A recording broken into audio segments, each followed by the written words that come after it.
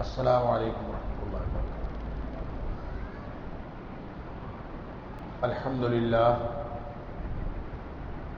الحمد للہ وکفا وسلام علی عبادہ الذین اصطفیٰ۔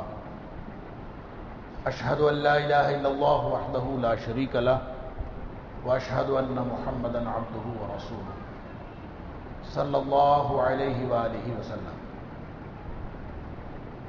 اللهم صل على محمد وعلى آل محمد كما صليت على إبراهيم وعلى آل إبراهيم إنك حميد مجيد۔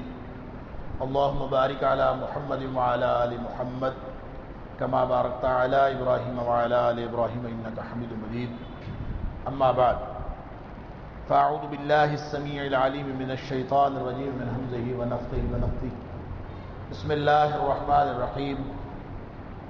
الحمد لله رب العالمين الرحمن الرحیم مالک یوم الدین ایاک نعبد و ایاک نستعین اہدنا الصراط المستقیم صراط الذین انعمت علیہم غیر المغضوب علیہم ولا الضالین آمین۔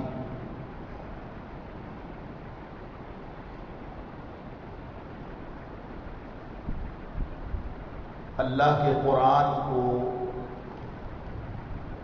بغیر سوچے سمجھے اگر پڑھا جائے تو یہ دنیا کی واحد کتاب ہے کہ بغیر سوچے سمجھے پڑھنا بھی ثواب ہے۔ کسی کو کچھ نہ پتا ہو وہ قرآن کو ناظرہ پڑھتا رہے، انشاءاللہ اس کو بھی ثواب ملے گا۔ یہ اپنی نوعیت کی دنیا کی واحد کتاب ہے کہ اس کو جس طرح بھی آپ پڑھیں وہ اپنی اصل کے اعتبار سے وہ عبادت ہے، لیکن اس کو سوچ سمجھ کر پڑھنا یہ قرآن کا حق ہے۔ قرآن پاک کے ہمارے اوپر 5 حقوق ہیں۔ پہلا حق ہے کہ قرآن کو اللہ کی کتاب، اللہ کا کلام تسلیم کرتے ہوئے اس کی ہر چیز پر، ہر حکم پر ایمان لائے۔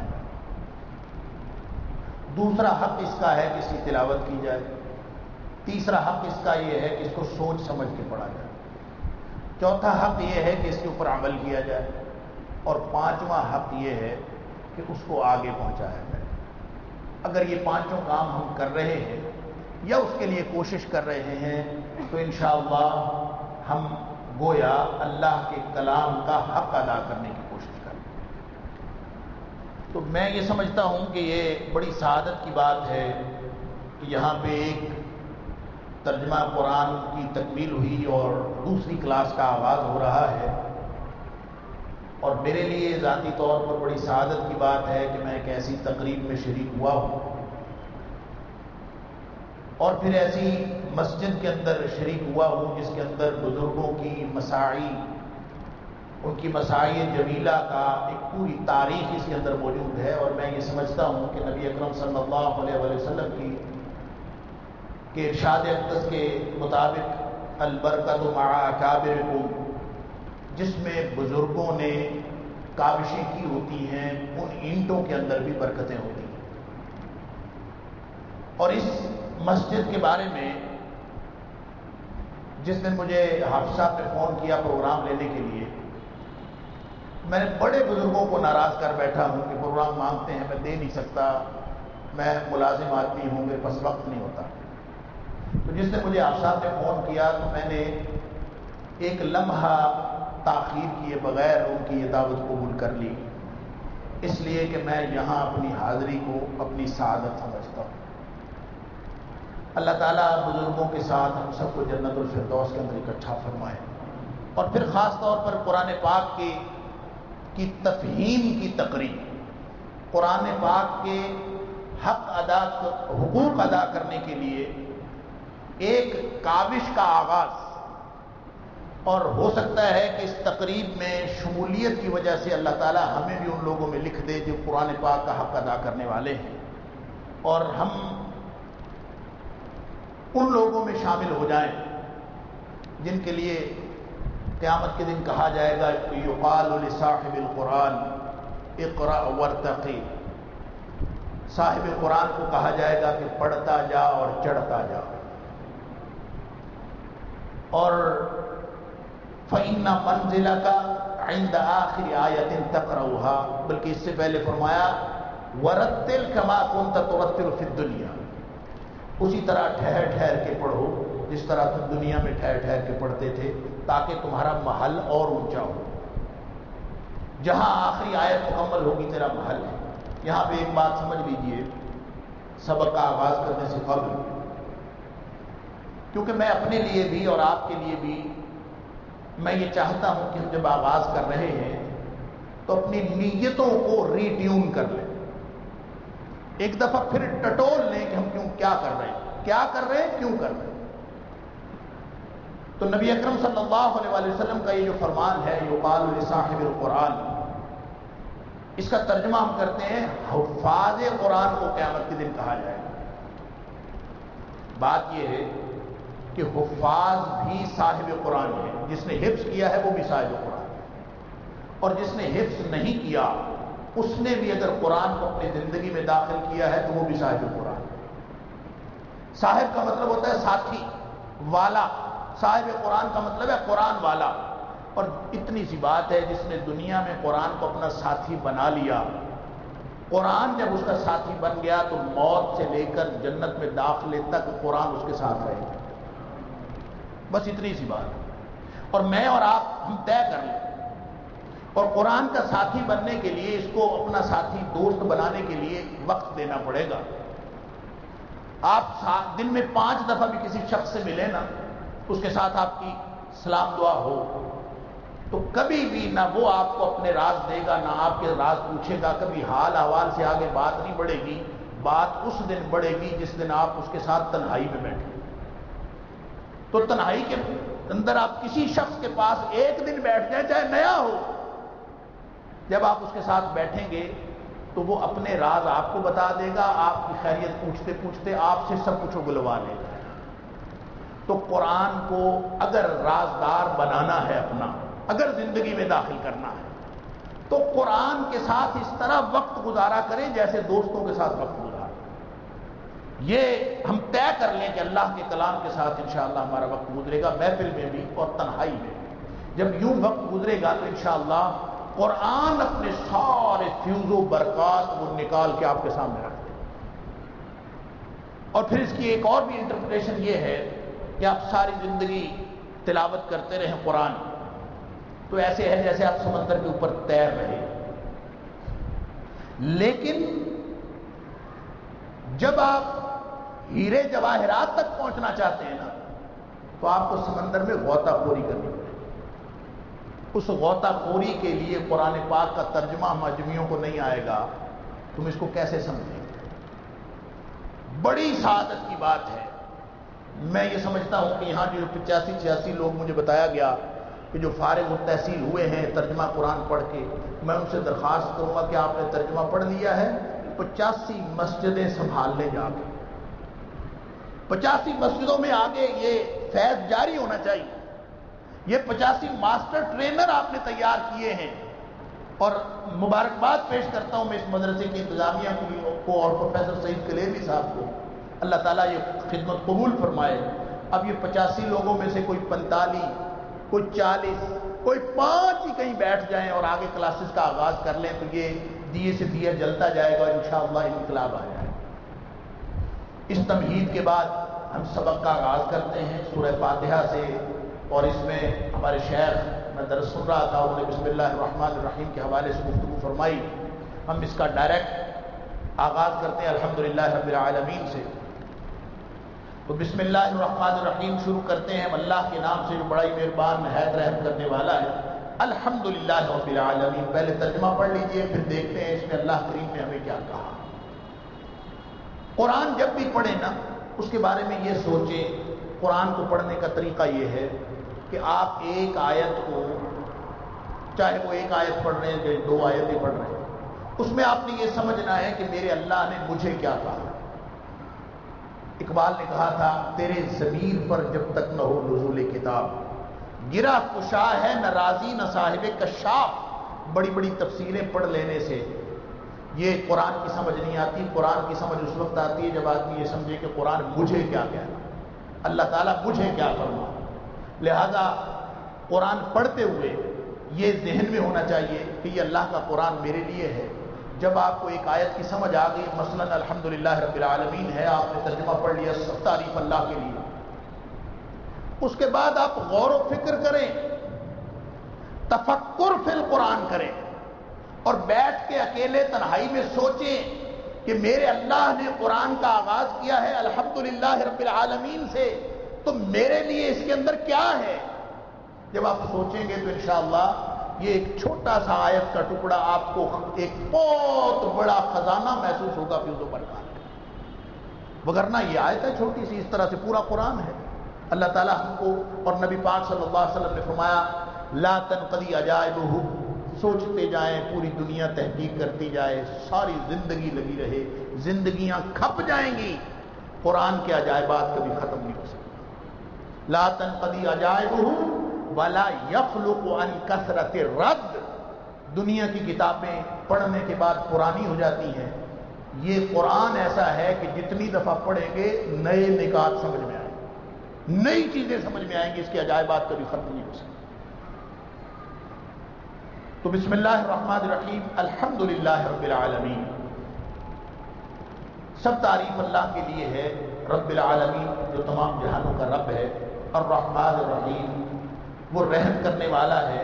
رحمان کا مطلب بھی رحم کرنے والا، خیر سمجھا گیا آپ کو رحیم اور رحمان کا فرق، میں بھی عرض کروں گا انشاءاللہ. تو وہ رحم کرنے والا ہے، بہت بڑا مہربان، مالک یوم الدین، بدلے کے دن کا مالک ہے. ایاک نعبد و ایاک نستعین، تیری ہی ہم بندگی کرتے ہیں اور تجھ سے ہی ہم مدد مانگتے ہیں. اہدنا الصراط المستقیم، ہم کو سیدھے رستے پر قائم رکھ.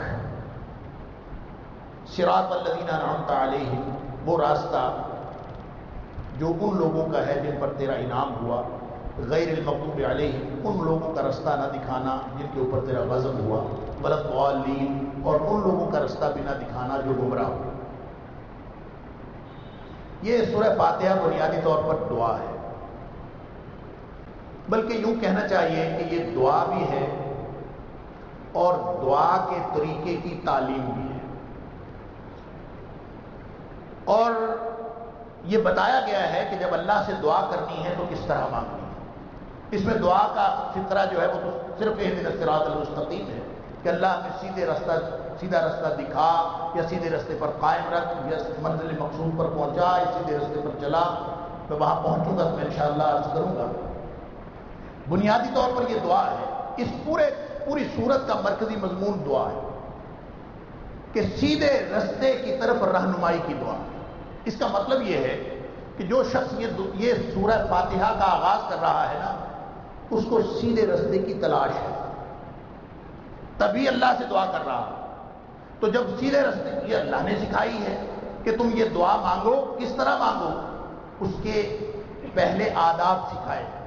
پہلے حمد و ثنا، پھر حلف وفاداری کہ بتاؤ تو صحیح کہ تم کون ہو، اور پھر اس کے بعد اپنا مطلب مدعا اور استدعا.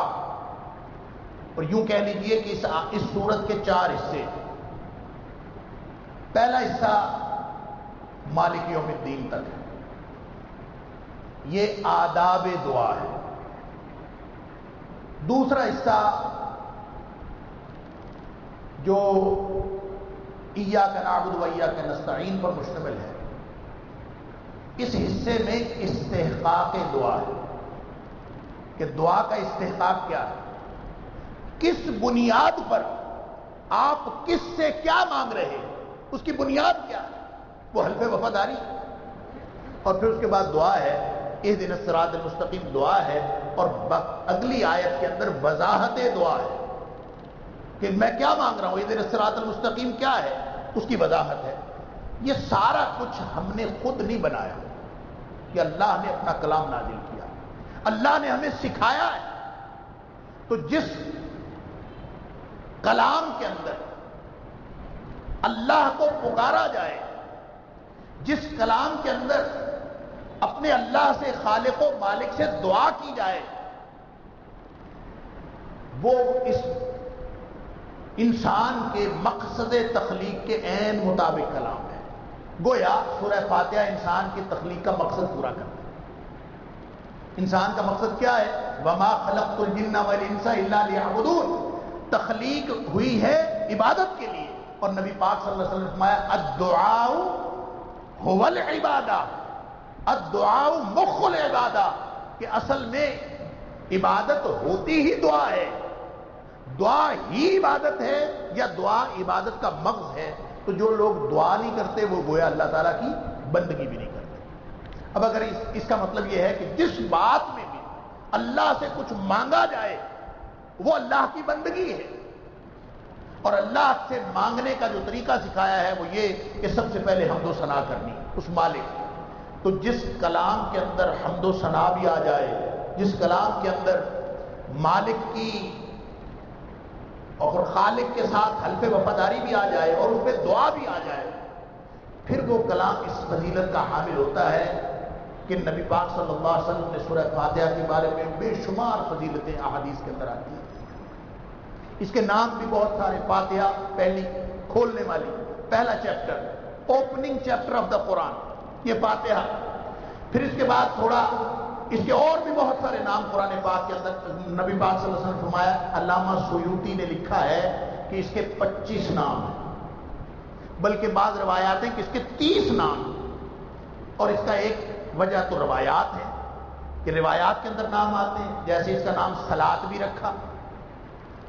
نبی اکرم صلی اللہ علیہ وسلم فرمایا، اللہ تعالیٰ فرماتا ہے قسمت الصلاۃ بینی و بین عبدی نصفین، میں نے نماز کو اپنے اور اپنے بندے کے درمیان آدھے آدھے تقسیم کر رکھا.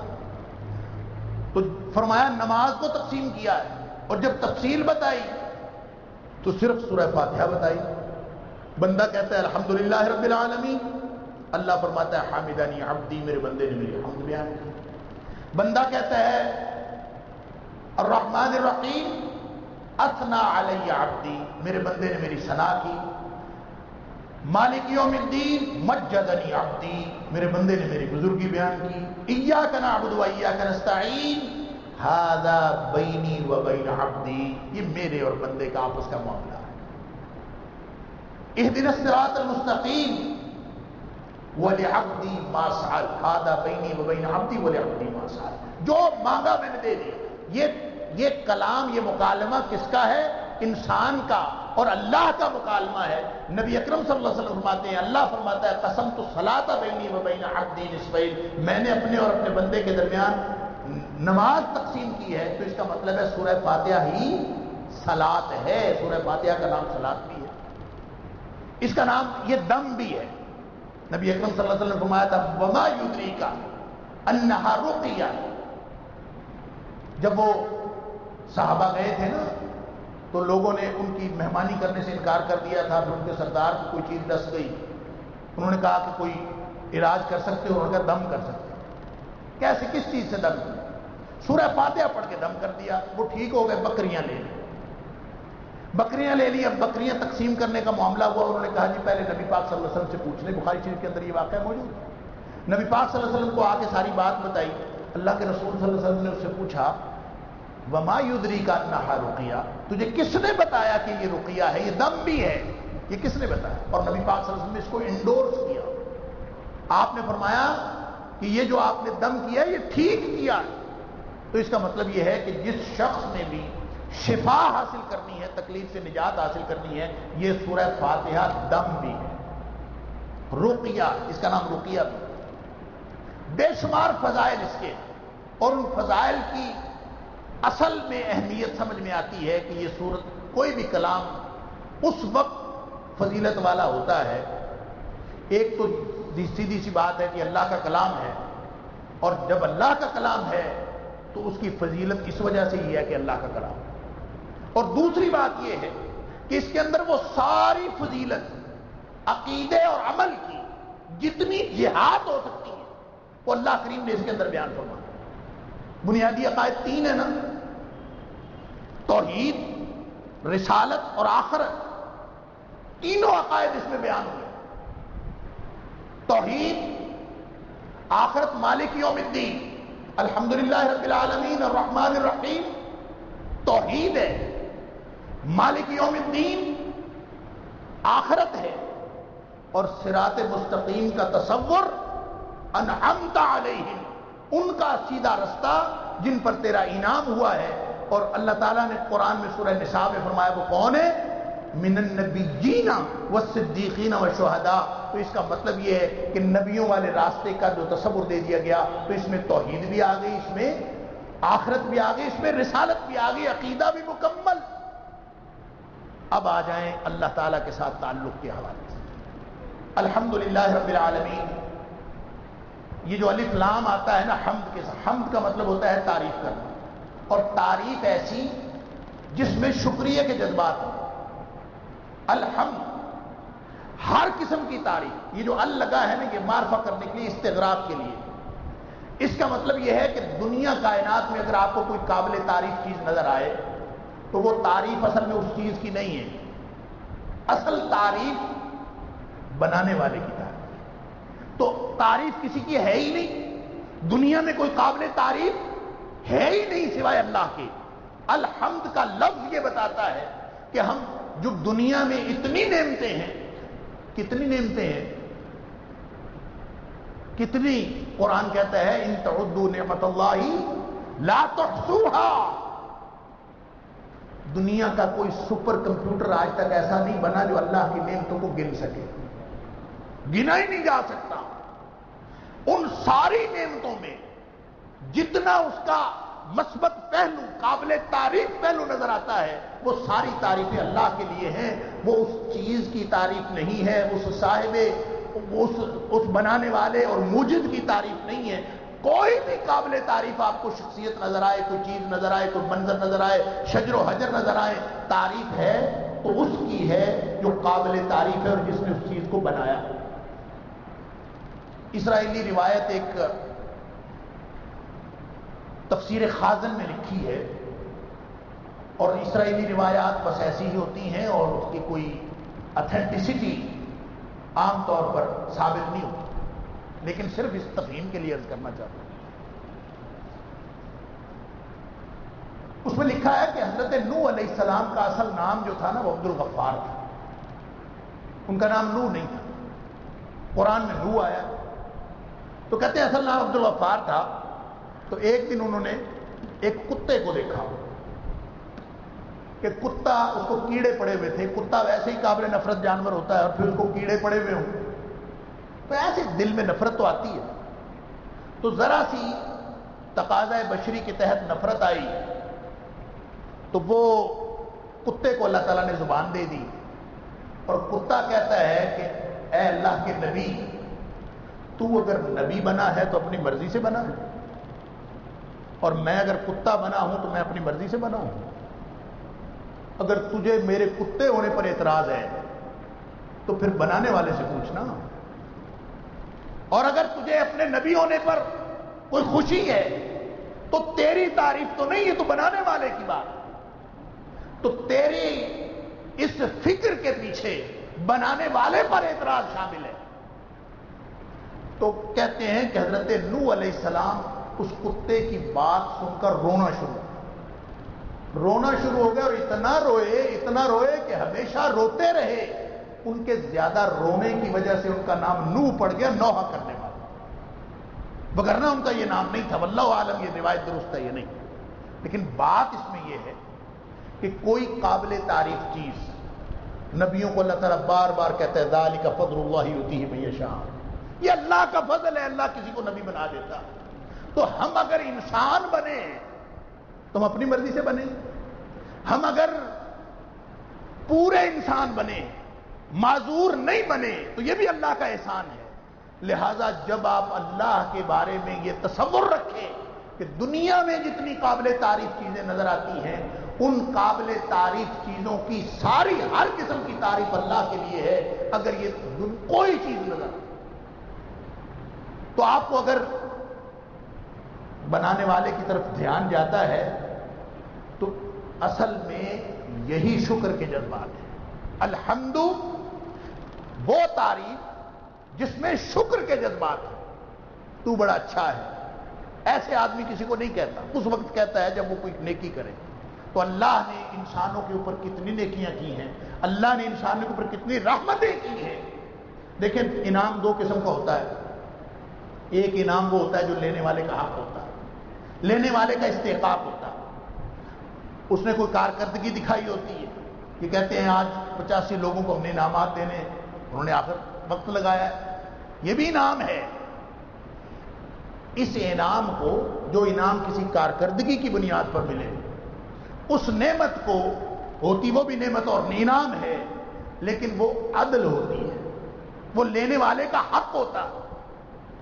اور ایک انعام وہ ہوتا ہے جو لینے والے کا حق، کوئی استحقاق نہ ہو، اس نے کوئی کارکردگی نہ دکھائی ہو، کوئی ماقبل معاہدہ بھی نہ ہو، پھر بھی عطا کرنے والا خالص اپنے فضل سے عطا کر دے تو وہ بھی انعام ہوتا ہے، لیکن وہ عدل نہیں ہوتا، وہ احسان ہوتا ہے۔ اب ان معنوں میں جب ہم اللہ کے انعامات کو دیکھتے ہیں تو اللہ کا ایک بھی انعام ایسا نہیں ہے جو ہمارے کسی استحقاق کی بنیاد پر ملا ہو، جو ہماری کسی کارکردگی کی بنیاد پر ملا ہو۔ ہر نعمت اللہ کی، اللہ کا احسان ہے۔ تو جس نے احسانات کیے ہیں پھر شکر تو واجب ہے نا، تو شکر ہر نعمت پر واجب ہے، اور وہ انسان کر نہیں سکتا، تو اللہ نے یہ کلمہ شکر دے دیا ہے۔ نبی اکرم صلی اللہ علیہ وسلم نے فرمایا افضل کلمۃ الشکر الحمدللہ، بہترین کلمہ شکر جو ہے وہ الحمدللہ۔ امام قرطبی کہتے ہیں، اسی حدیث سے استدلال کرتے ہیں، امام قرطبی کہتے ہیں کہ اللہ کے انعامات تو اتنے ہیں بے شمار کہ ہم اس کا شکر کر ہی نہیں سکتے، جن کو گنا نہیں جا سکتا ان کا شکر کیسے ادا ہو سکتا۔ خود اللہ تعالیٰ فرماتا ہے ان تعدوا نعمت اللہ لا تحصوها، اللہ کی نعمتیں اتنی ہیں کہ تم ان کو گن نہیں سکتے، تو جن کو گن نہیں سکتے ان کا شکر کیسے ادا ہو سکتا ہے؟ جبکہ شکر ہر نعمت کا واجب ہے، تو پھر کیسے کریں گے شکر ادا؟ اس پر پھر وہ کہتے ہیں کہ لیکن، یعنی بظاہر شکر ادا نہیں ہو سکتا، لیکن اللہ نے ایک کلمہ عطا فرمایا، اللہ نے ایک کلمہ ایسا عطا فرمایا ہے کہ اگر سارے جہان کی نعمتیں ایک لقمہ بنا دی جائیں، انسان وہ لقمہ اپنے منہ میں ڈال کر اپنے حلق سے نیچے اتار لے، تو ایک کلمہ اللہ نے ایسا بنایا ہے کہ وہ پڑھ لے تو شکر ادا ہو جاتا ہے، اور وہ کلمہ کیا ہے؟ وہ ہے الحمدللہ۔ نبی پاک صلی اللہ علیہ وسلم فرمایا افضل کلمۃ الشکر الحمدللہ، اور آپ نے یہ بھی فرمایا افضل الدعاء الحمدللہ، یہ بہترین دعا بھی ہے۔ تو بھئی دعا تو آگے تھی اہدنا الصراط المستقیم، یہ شروع میں دعا آ گئی، یہ شروع میں دعا اللہ کے اس قانون کے تحت ہے جو اللہ تعالیٰ نے قرآن میں فرمایا لئن شکرتم لازیدنکم، تم شکر کرتے جاؤ میں تمہیں اور اضافہ کرتا جاؤں گا نعمت میں۔ تو اللہ کا قانون ہے کہ جب بھی شکر ادا ہوتا تو اس شکر کے نتیجے میں نعمت اور مل جاتی، تو الحمدللہ بہترین کلمہ شکر ہے، تو شکر ادا ہوتا جاتا ہے، ساتھ نعمت میں اضافہ ہوتا جاتا ہے۔ اس لیے فرمایا کہ افضل الدعاء الحمدللہ، افضل کلمۃ الشکر الحمدللہ، بہترین کلمہ شکر بھی ہے، بہترین دعا بھی ہے جب ہم الحمدللہ کہتے ہیں۔ اب یہ جو لفظ اللہ ہے نا، یہ بھی کیا خوب لفظ ہے، سبحان اللہ۔ اس جیسے اللہ کی ذات کا کوئی ثانی نہیں، اسی طرح اللہ کے نام کا کوئی ثانی نہیں۔ اللہ، نہ اس کی تانیث آتی، مؤنث نہیں ہو سکتا، نہ اس کی جمع آتی، یہ جمع بھی نہیں ہو سکتی، نہ اس کا تثنیہ ہو سکتا۔ جس طرح اللہ کی ذات وحدہ لا شریک ہے، اسی طرح اللہ کا یہ اسم ذات، یہ بھی وحدہ لا شریک ہے۔ اور پھر اس کا ایک اور بہت سارے اس کے خواص ہیں، میں اس کی تفصیل میں نہیں جاتا۔ ایک اور بڑا خوبصورت پہلو ہے اس کا کہ اس کے ہجے توڑ بھی دینا تو بھی اللہ تعالیٰ کی ذات کی جو صفات ہیں اس کے مطابق کوئی نہ کوئی مفہوم نکلتا ہے۔ مثلا لفظ اللہ ہے، اس کا الف ہٹا دیں تو للہ رہ جاتا ہے، اللہ کے لیے، ہر چیز اللہ کے لیے۔ لام ہٹا دیں، لہو رہ جاتا ہے، سب کچھ اسی کے لیے۔ پھر اگلا لام بھی ہٹا دیں تو ہو رہ جاتا ہے ہی وہ، اور کوئی ہے ہی نہیں۔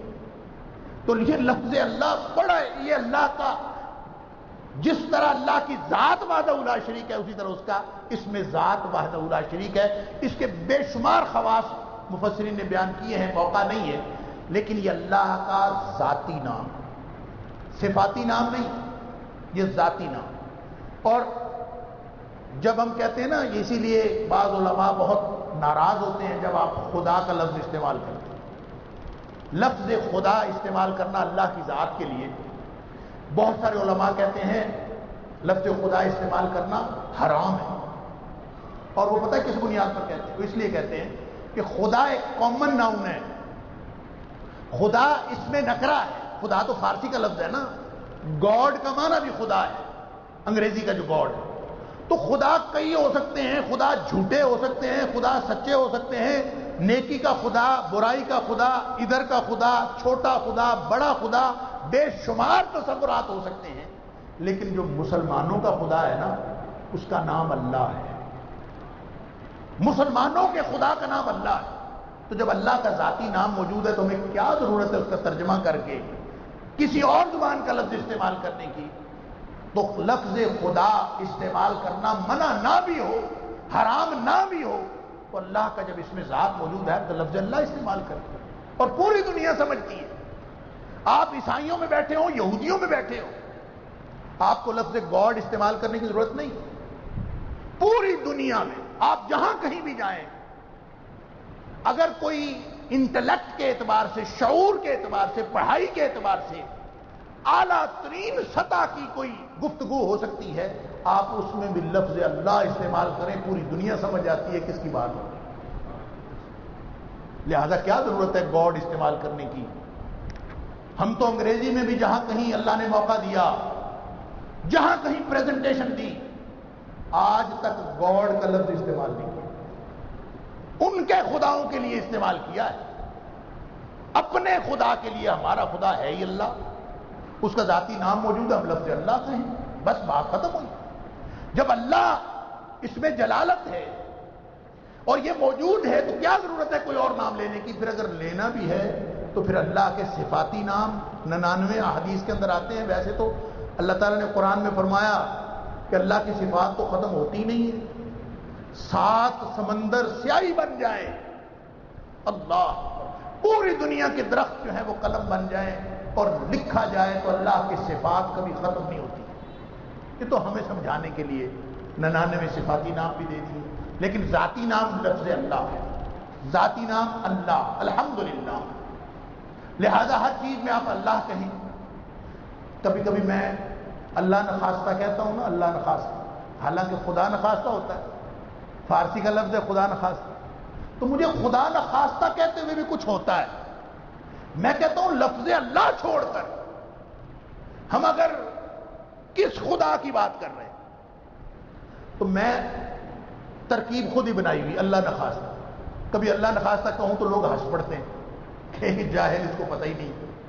تو مجھے واقعی کوئی نہیں پتا، مجھے صرف اللہ کا پتا. اور یہ لفظ اللہ کی سمجھ آ جائے.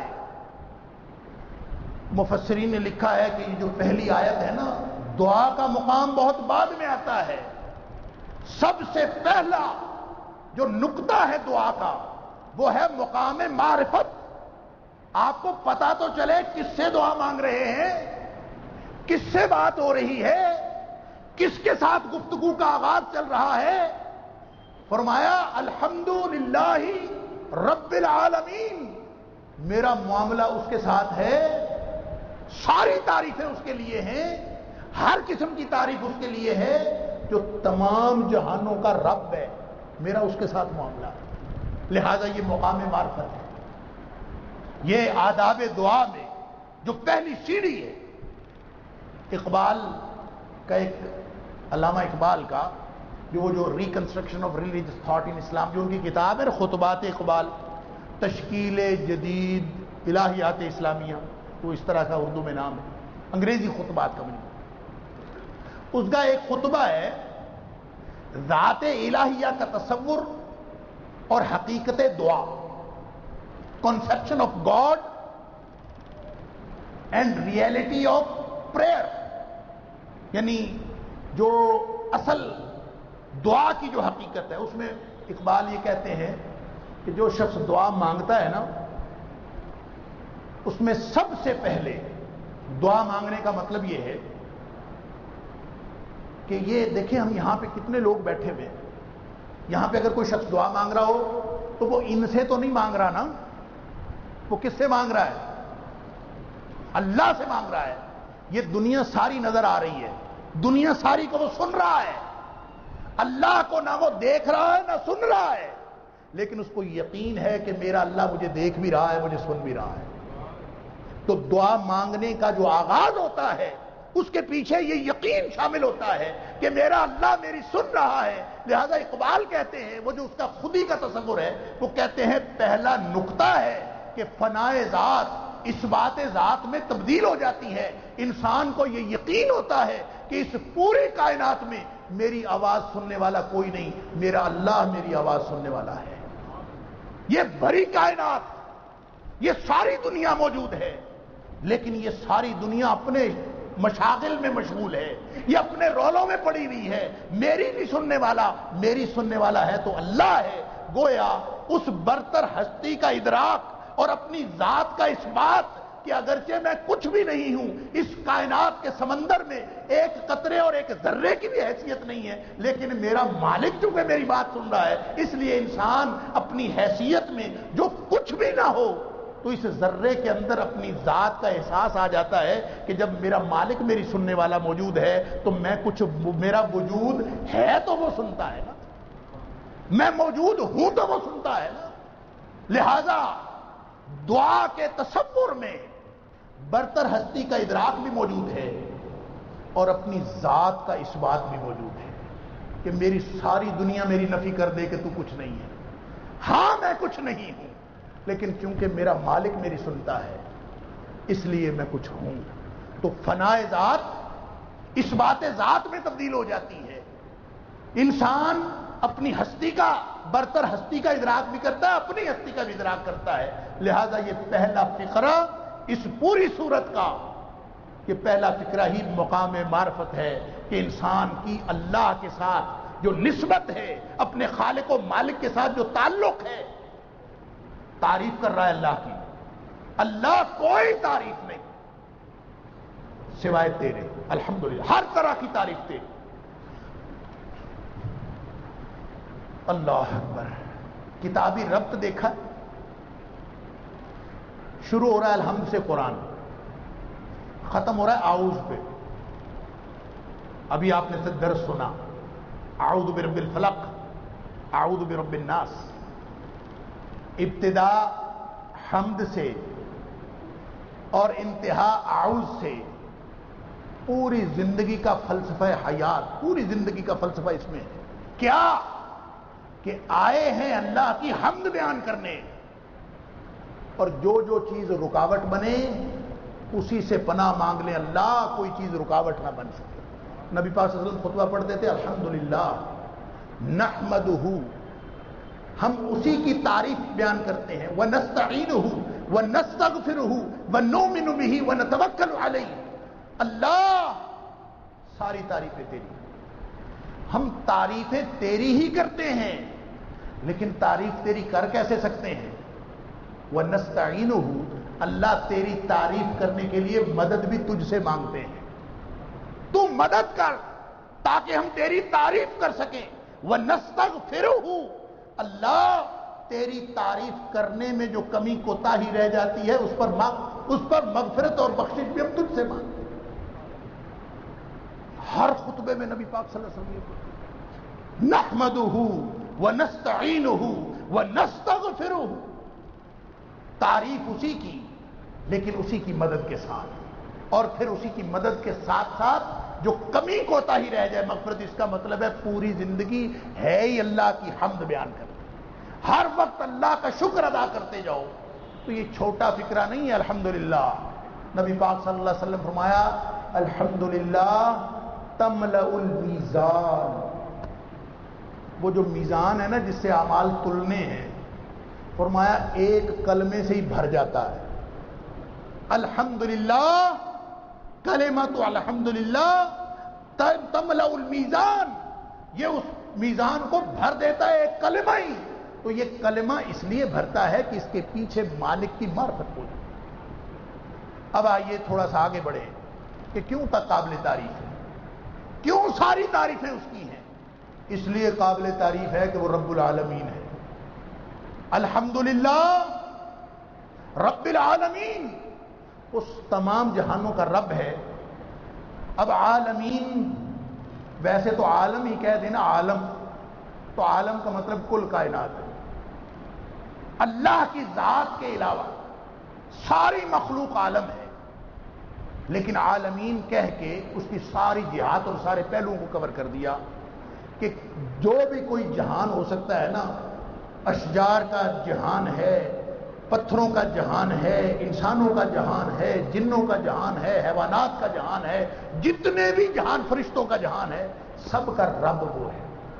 کیا ہے؟ رب۔ تو اس کا مطلب ہے جو قابل تعریف ہوتا ہے وہ کون ہوتا ہے؟ رب قابل تعریف ہوتا ہے۔ رب کے معنوں میں ویسے اہل علم نے لکھا ہے، گہری بات ہے، مجھ جیسے طالب علم کی سمجھ میں بات نہیں آتی۔ وہ کہتے ہیں یہ مصدر ہے، رب بنیادی طور پر مصدر ہے۔ آیا فاعل کے معنوں میں ہے، تو جب مصدر فاعل کے معنوں میں آئے اس میں زور پیدا ہو جاتا ہے، اس میں ایسا مفہوم کا ایک سمندر شامل ہوتا جو رب کے مفہوم کے اندر شامل ہے۔ تو وہ منظم بھی ہے، وہ کائنات کا مالک۔ رب کا عمومی طور پر دو معنی کیے جاتے ہیں، ایک مالک، ایک پالنے والا۔ رب ارحمہما کما ربیانی صغیرا، مجھے جیسے بچپن میں پالا تھا نا اللہ، میرے والدین پر اسی طرح رحم فرما۔ تو رب کا مطلب پالنے والا اور مالک دونوں ہوتے ہیں۔ اصل میں ہمیں سمجھایا جا رہا کہ پالنے والا، جو مالک ہوتا ہے نا وہی پالنے والا ہوتا ہے۔ کیا مطلب؟ جو مالک ہوتا ہے اس کے ذمے ہوتا ہے کہ اپنی ملکیت کے رزق کا بندوبست کرے۔ جو مالک ہوتا ہے اس کے ذمے ہوتا ہے کہ وہ اپنے ملکیت کا بندوبست کرے۔ ربا یا ربو کا جو ترجمہ اہل لغت نے لکھا ہے نا، وہ کہتے ہیں پالنا یہ ہوتا ہے کہ کسی چیز کو انشاء الشیء حالا فحالا الی حد التمام، کسی چیز کو آپ شروع کریں اور پھر اس کو سنبھالتے جائیں سنبھالتے جائیں سنبھالتے جائیں کہ وہ اپنی انتہا کو پہنچ جائے، اپنی تکمیل کو پہنچ جائے۔ جب بچہ چھوٹا ہوتا ہے تو ماں باپ پالتے ہیں نا، آہستہ آہستہ کئی سال لگتے ہیں جا کے بچہ بڑا ہوتا ہے۔ تو گویا اللہ تعالیٰ نے جو مالک ہے اس کے ذمے ہے کہ وہ لوگوں کی روزی کا بندوبست بھی کرے۔ لہذا جب اللہ ہمیں پیدا کر رہا ہوتا ہے تو وہ مالک ہوتا ہے، جب وہ ہمیں بڑا کر رہا ہوتا ہے تو وہ پالنے والا ہوتا ہے، جب وہ ہماری ضروریات کا بندوبست کر رہا ہوتا ہے تو بھی وہ رب ہوتا ہے۔ تو رب وہ ہستی ہے جو ہمارے پیدا ہونے سے لے کر مرنے تک جتنے معاملات زندگی ہیں ان کا دھیان کرنے والا الی حد تمام وہ اللہ کی ذات ہے، اس لیے وہ قابل تعریف ہے۔ دنیا میں جتنا کچھ ہو رہا ہے وہ رب کر رہا ہے۔ سورہ یاسین میں اللہ تعالیٰ نے مالک اور ملکیت کا یہ تعلق سمجھایا ہے۔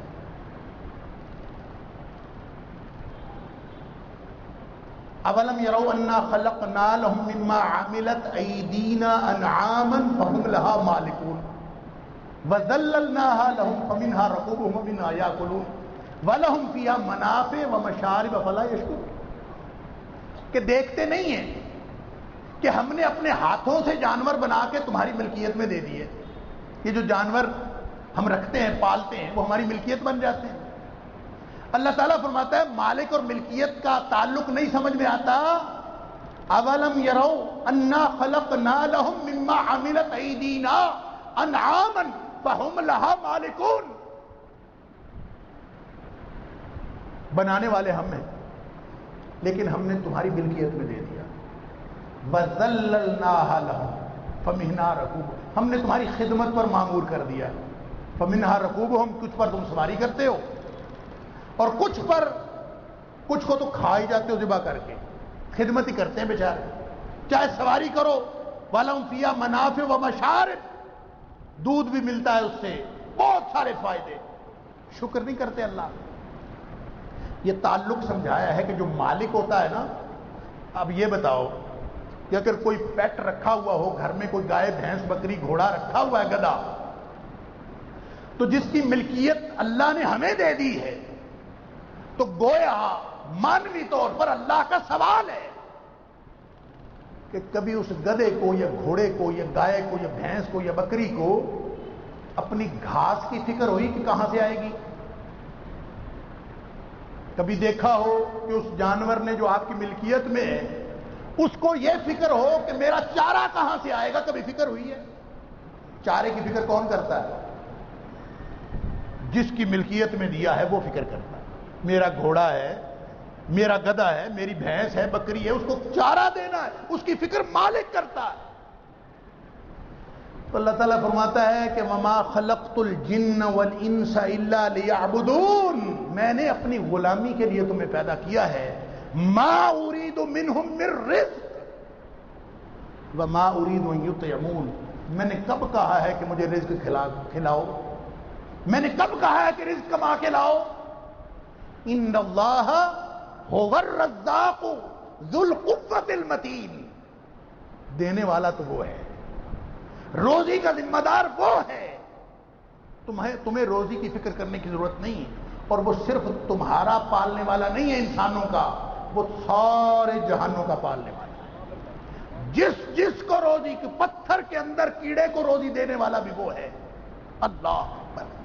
وہ کہتے ہیں کہ پتہ نہیں، یہ بات فوک وزڈم کی ہے، پتہ نہیں صحیح ہے یا غلط، وہ کہتے ہیں کہ یہ جو کوا، بلکہ کوے کی مؤنث، جب وہ انڈے سیتی ہے نا، اس کے انڈوں سے بچے نکلتے تو وہ سفید رنگ کے ہوتے، اور جب وہ دیکھتی ہے کہ یہ گھونسلہ میرا، انڈے میرے، اور اس میں سے جو بچے نکلے ہیں وہ میرے جیسے ہیں ہی نہیں، وہ یہ سمجھتی ہے کہ شاید یہ میرے بچے نہیں ہیں، اس کا کلر ٹھیک نہیں ہوتا، وہ یہ اللہ کی قدرت ہے۔ تو وہ کہتے ہیں کہ کبھی اڑ جاتی ہے کائیں کرتی کہ یہ تو میرے بچے ہیں ہی نہیں، اور پھر کبھی اس کو خیال آتا ہے کہ گھونسلہ تو میرا ہی ہے، پھر جاتی ہے چکر مارنے، پھر دیکھتی ہے، پھر واپس آ جاتی ہے، یوں وہ کرتی رہتی ہے، اور کتنے دن وہ ان بچوں کو یہ سمجھتے ہوئے کہ کسی اور کے بچے ہیں، وہ ان کے دانے دلکے کا بندوبست نہیں کرتے، اوپر کہیں جہاں کہیں بھی اس کا گھونسلہ ہوتا ہے، زمین پہ تو نہیں ہوتا، جب وہ اس کی ماں بھی اس کو روزی نہیں دیتی تو ان کو روزی کون دیتا؟ تو کہتے ہیں کہ وہ بچے جب دھوپ سے بلکتے ہیں نا تو چاں چاں کرتے ہیں اور منہ کھولتے ہیں نا تو ان کی باچھوں میں سے روشنی نکلتی ہے، اور وہ جب روشنی نکلتی ہے اس پر پتنگے آتے ہیں اور ان کی خوراک بن جاتی ہے، اللہ تعالیٰ ان کی روزی کا بندوبست کرتا ہے۔ تو وہ رب العالمین جو ہے نا، وہ صرف تمہاری روزی کا بندوبست نہیں کرتا، وہ جو ویل مچھلی ہے، کہتے ہیں اس کی خوراک جو ایک دن کی خوراک ہے نا 28 ٹن ہے، 28 ٹن خوراک ایک ویل مچھلی پورے پاکستان کو پالنی پڑ جائے نا، لگ پتہ جائے گا۔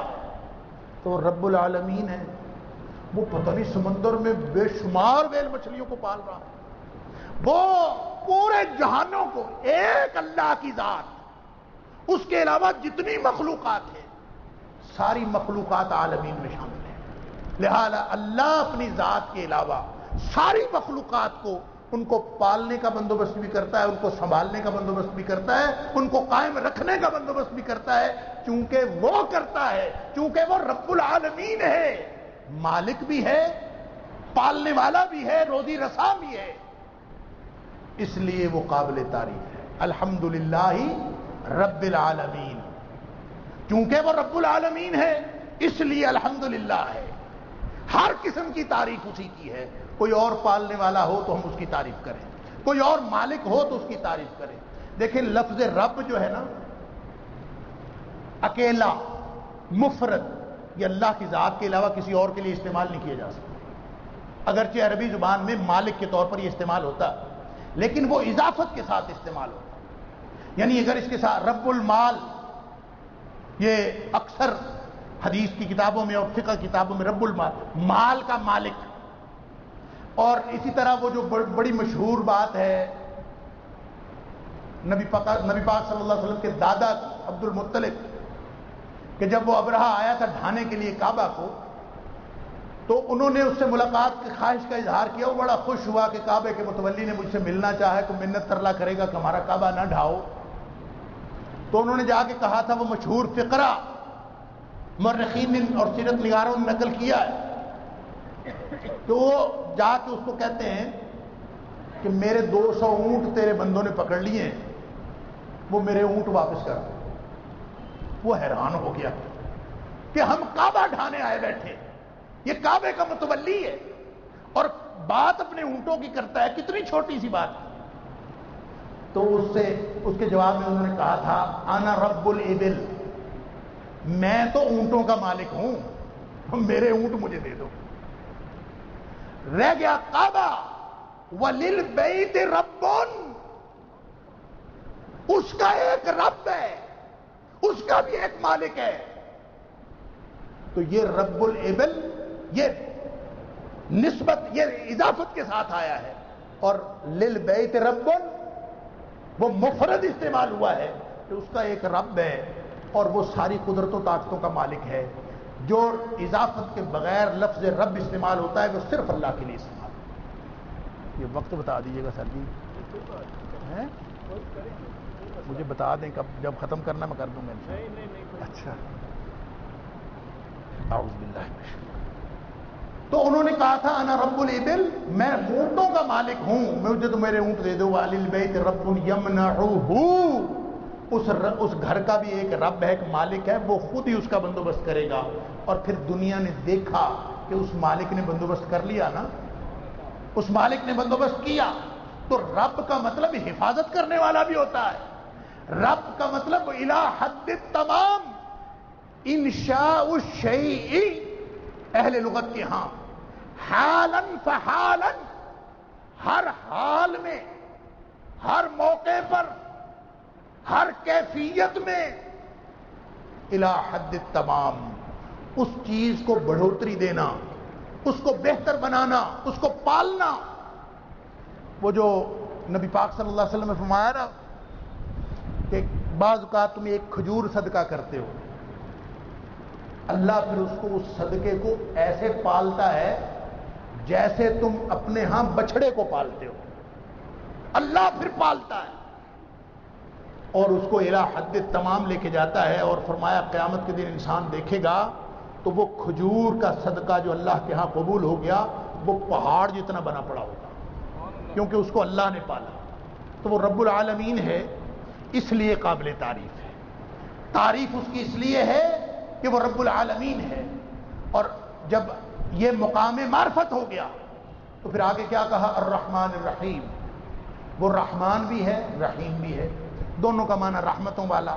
رحمت کا جو لفظی معنی ہوتا ہے وہ ہوتا ہے ڈھانپ لینا، اور یا یوں کہہ لیجئے کہ سامان تحفظ فراہم کرنا، یہ رحمت ہوتی ہے۔ اور اللہ کیا ہے، وہ رحمان بھی ہے اور رحیم بھی ہے، الرحمن الرحیم۔ اور اس کے بارے میں دونوں کا مطلب رحم کرنے والا، اور مفسرین نے مختلف قسم کی آراء کا اظہار کیا ہے۔ کچھ کا خیال یہ ہے کہ رحمان مخصوص رحمت ہے اور رحیم عام رحمت ہے۔ کچھ کا خیال ہے رحمان عام رحمت ہے، رحیم خاص جو اہل ایمان کے لیے۔ واللہ عالم، دونوں ہو سکتے، دونوں کی طرف دلائل موجود ہیں، لیکن مجھے یوں لگتا ہے کہ جو رحمان ہے نا، کیونکہ یہ کہا جاتا ہے رحمان الدنیا والآخرہ، حدیث کے اندر بھی آتا ہے، بعض دعائیں نبی پاک صلی اللہ علیہ وسلم نے دعا سکھائی کہ جس کے اوپر قرض ہو وہ کہے اللہم مالک الملک تؤتی الملک من تشاء وتنزع الملک ممن تشاء وتعز من تشاء وتذل من تشاء بیدک الخیر انک علی کل شیء قدیر۔ رحمان الدنیا والآخرہ، تو دنیا کا بھی رحمان ہے، آخرت کا بھی رحمان، دونوں جگہ رحمتیں کرنے والا. تو اس کا مطلب یہ عمومی رحمت ہے. ہو سکتا ہے یہ بات درست ہو، اور رحیم خصوصی رحمت ہے. لیکن مجھے یوں لگتا ہے کہ رحمان کا تعلق کثرت کے ساتھ ہے اور رحیم کا تعلق ہمیشگی کے ساتھ ہے. دونوں اپنی اپنی جگہ ہیں. رحمان فعلان کے وزن پہ ہے، جس کے اندر جوش پایا جاتا ہے، کثرت پائی جاتی ہے، عرض پایا جاتا ہے کسی خاص وقت میں. اس وزن پہ عطشان، جس کو بہت پیاس لگی ہو نا، تو اس کے لیے کہا جاتا ہے عطشان، بہت پیاس لگی، ایک دم پیاس لگی. تھکا ہوا ہو تعبان، بہت تھکا ہوا ہے. عرب اصل بہت کثرت سے استعمال کرتے ہیں، انا تعبان، میں بہت تھک گیا ہوں. اور اسی طرح جو بھی اس وزن پہ جتنے الفاظ آتے ہیں اس میں ایک جوش پایا جاتا ہے. گویا رحمان ایک اللہ کی ذات کی وہ صفت ہے کہ جب اللہ تعالیٰ خصوصی اوقات میں خصوصی رحمت فرماتا ہے، کثرت اس میں شامل ہے. اور رحیم فعیل کے وزن میں ہے، جس کے اندر استقلال اور استمرار پایا جاتا ہے کہ اللہ تعالیٰ ہمیشہ رحم کرنے والا، وہ ہمیشہ بھی رحم کرتا ہے اور خاص اوقات میں بھی رحمت کرتا ہے. ہمیشہ اس لیے کرتا ہے کہ وہ ہے ہی رحیم. وہ سورہ زمر کی آیت آپ کے ذہن میں ہوگی کہ اللہ تعالیٰ نے فرمایا، مفسرین نے کہا ہے کہ قرآن پاک کی سب سے زیادہ امید افزا آیت وہ ہے. فرمایا قل یا عبادی الذین اسرفوا علی انفسہم، آپ کہہ دیجئے ان بندوں کو، میرے بندوں کو جنہوں نے اپنی جانوں پر ظلم کیا ہے، لا تقنطوا من رحمت اللہ، اللہ کی رحمت سے مایوس نہ ہو. کیوں مایوس نہ ہو؟ اس لیے مایوس نہ ہو کہ ان اللہ یغفر الذنوب جميعا، وہ تمام کے تمام گناہ معاف کر دے گا. تمام کے تمام گناہ معاف کر دے گا. کیوں؟ اس لیے معاف کر دے گا کہ انہ هو الغفور الرحیم، وہ ہے ہی بہت بخشنے والا اور ہمیشہ رحم کرنے والا. غفور فعول کے وزن پہ، بہت بخشنے والا، مبالغے کا صیغہ. رحیم ہمیشہ رحم کرنے والا، اس لیے وہ تو معاف کر دے گا، اس لیے سارے گناہ معاف کرے گا. لیکن تمہیں ایک کام کرنا پڑے گا، وَأَنِيبُوا إِلَىٰ رَبِّكُمْ وَأَسْلِمُوا، تم ساری دنیا سے منہ موڑو، ایک اللہ کے ہو جاؤ. اور من کان للہ کان اللہ لہ، جو اللہ کا ہو جاتا ہے اللہ اس کا ہو جاتا ہے. مسئلہ تو بس اتنا ہی. پھر اللہ کی رحمت ملتی ہے، اور یہ وہ رحمت ہے جو اللہ تعالیٰ نے طے کر لیا ہے کہ میں رحمت، اور اللہ کی رحمت سے ہی بخشا جانا ہے. اللہ کی رحمت کے بغیر کسی نے نہیں بخشا جانا. نبی اکرم صلی اللہ علیہ وسلم نے فرمایا کسی بھی شخص کو اس کا عمل جنت میں نہیں پہنچا سکتا. صحابہ حیران ہو گئے. اللہ کے رسول صلی اللہ علیہ وسلم، ولا انت یا رسول اللہ، اللہ کے رسول صلی اللہ علیہ وسلم آپ بھی؟ فرمایا ہاں میں بھی، مجھے بھی میرا عمل جنت میں نہیں لے جا سکتا سوائے اس کے کہ الا ان یتغمدنی اللہ برحمت وفضل، اللہ مجھے اپنے رحمت اور اپنے فضل کی لپیٹ میں لے لے تب میں بچوں گا، وگرنہ میں نہیں بچ سکتا. اللہ اکبر. نبی پاک صلی اللہ علیہ وسلم کو بھی اللہ کی رحمت کی ہوئی. ہم جو عمل کرتے ہیں کیوں کرتے ہیں؟ اس لیے کرتے ہیں کہ اللہ کی رحمت کا استحقاق حاصل ہے. دیکھیں یہ جو الرحمن الرحیم جو دو باتیں ہیں نا، پہلا مرحلہ تھا مقام معرفت، اور یہ جو دوسرا مرحلہ ہے نا یہ مقام امید ہے. لا تقنطوا من رحمت اللہ، اللہ کی رحمت سے مایوس نہ ہو، اس لیے کہ الرحمن الرحیم ہے، وہ رحمتیں کرنے والا. خاص رحمتیں کثرت کے اعتبار سے بھی، ہمیشگی کے اعتبار سے بھی وہ ہمیشہ رحمتیں کرنے والا ہے. جب انسان کو یہ پتہ چلتا ہے نا کہ میرا واسطہ رحمتوں والے کے ساتھ ہے، تو اس کو امید لگ پڑتی ہے. امید لگتی ہے نا تو رحمت سے لگتی ہے. قرآن کہتا ہے کتب علی نفسہ الرحمہ، اللہ نے اپنے اوپر رحمت کو لازم کر رکھا ہے. قرآن کہتا ہے ورحمتی وسعت کل شیء، میری رحمت ہر چیز پر حاوی. لیکن فسأکتبھا للذین یتقون، جو تقوی والے ہیں نا ان کے لیے میں وہ رحمت خاص کر دوں گا قیامت والے دن. اس کا مطلب یہ ہے کہ رحمت ہے ایک عام رحمت، اللہ عذاب نہیں دے رہا، یہ بھی اللہ کی رحمت ہے. اور ایک خاص رحمت ہوگی جو قیامت والے دن ہوگی. نبی اکرم صلی اللہ علیہ وسلم نے فرمایا کہ اللہ تعالیٰ نے جب ابھی یہ کائنات ابھی پیدا نہیں کی تھی تو اللہ نے ایک بورڈ لکھوایا، ان اللہ تعالی کتب کتابا، اللہ نے ایک تختی لکھوائی، بورڈ، قبل ان یخلق الخلق، ابھی مخلوقات پیدا نہیں کی تھی اس سے پہلے لکھوایا۔ عجیب بات ہے، پیدا کرنے والے نے پیدا کس لیے کیا ہے؟ امتحان کے لیے، الذی خلق الموت والحیات لیبلوکم ایکم احسن عملا، امتحان کے لیے پیدا کر رہا ہے، اور پیدا کرنے سے بھی پہلے کیسا ممتحن ہے، سبحان اللہ، وہ پیدا کرنے سے بھی پہلے فرمایا قبل ان یخلق الخلق، مخلوقات پیدا کرنے سے بھی پہلے بورڈ لکھوایا۔ کیا لکھوایا؟ ان رحمتی سبقت غضبی، میری رحمت میرے غصے پر حاوی ہے۔ اللہ اکبر۔ اور نبی کریم صلی اللہ علیہ وسلم فرماتے ہیں لکھوا کے بس ختم نہیں کیا، فرمایا اللہ نے وہ بورڈ آج بھی عرش پر لگایا ہوا ہے، فَهُوَ مَكْتُوبٌ عِندَ اللَّهِ فَوْقَ الْعَرْشِ، وہ آج بھی اللہ کے پاس عرش پر لکھا ہوا ہے۔ کیا لکھا ہوا ہے؟ ان رحمتی سبقت غضبی، امتحان دینے والوں بچنے کی کوئی امید نہیں ہے سوائے اللہ کی رحمت۔ تو جب اس نے کہا الرحمن الرحیم تو امید لگ پڑی نا، اس لیے یہ مقام امید ہے۔ الرحمن الرحیم، یہ آداب دعا چل رہے ہیں، دعا کا ادب سکھایا جا رہا ہے۔ مقام معرفت وہ تعریف والا، قابل تعریف صرف وہ، کیوں؟ وہ رب العالمین ہے۔ اور جب معرفت حاصل ہو گئی، اتنا بڑا رب، اتنی رحمتوں والا رب، اتنے ہمارے اوپر احسانات کرنے والا رب، ہم اتنی سی مخلوق، اللہ اس مالک کے مقابلے میں، اس کے انعامات کے مقابلے میں، اس کے احسانات کے مقابلے میں جب ہماری حیثیت ہی کوئی نہیں تو بنے گا کیا؟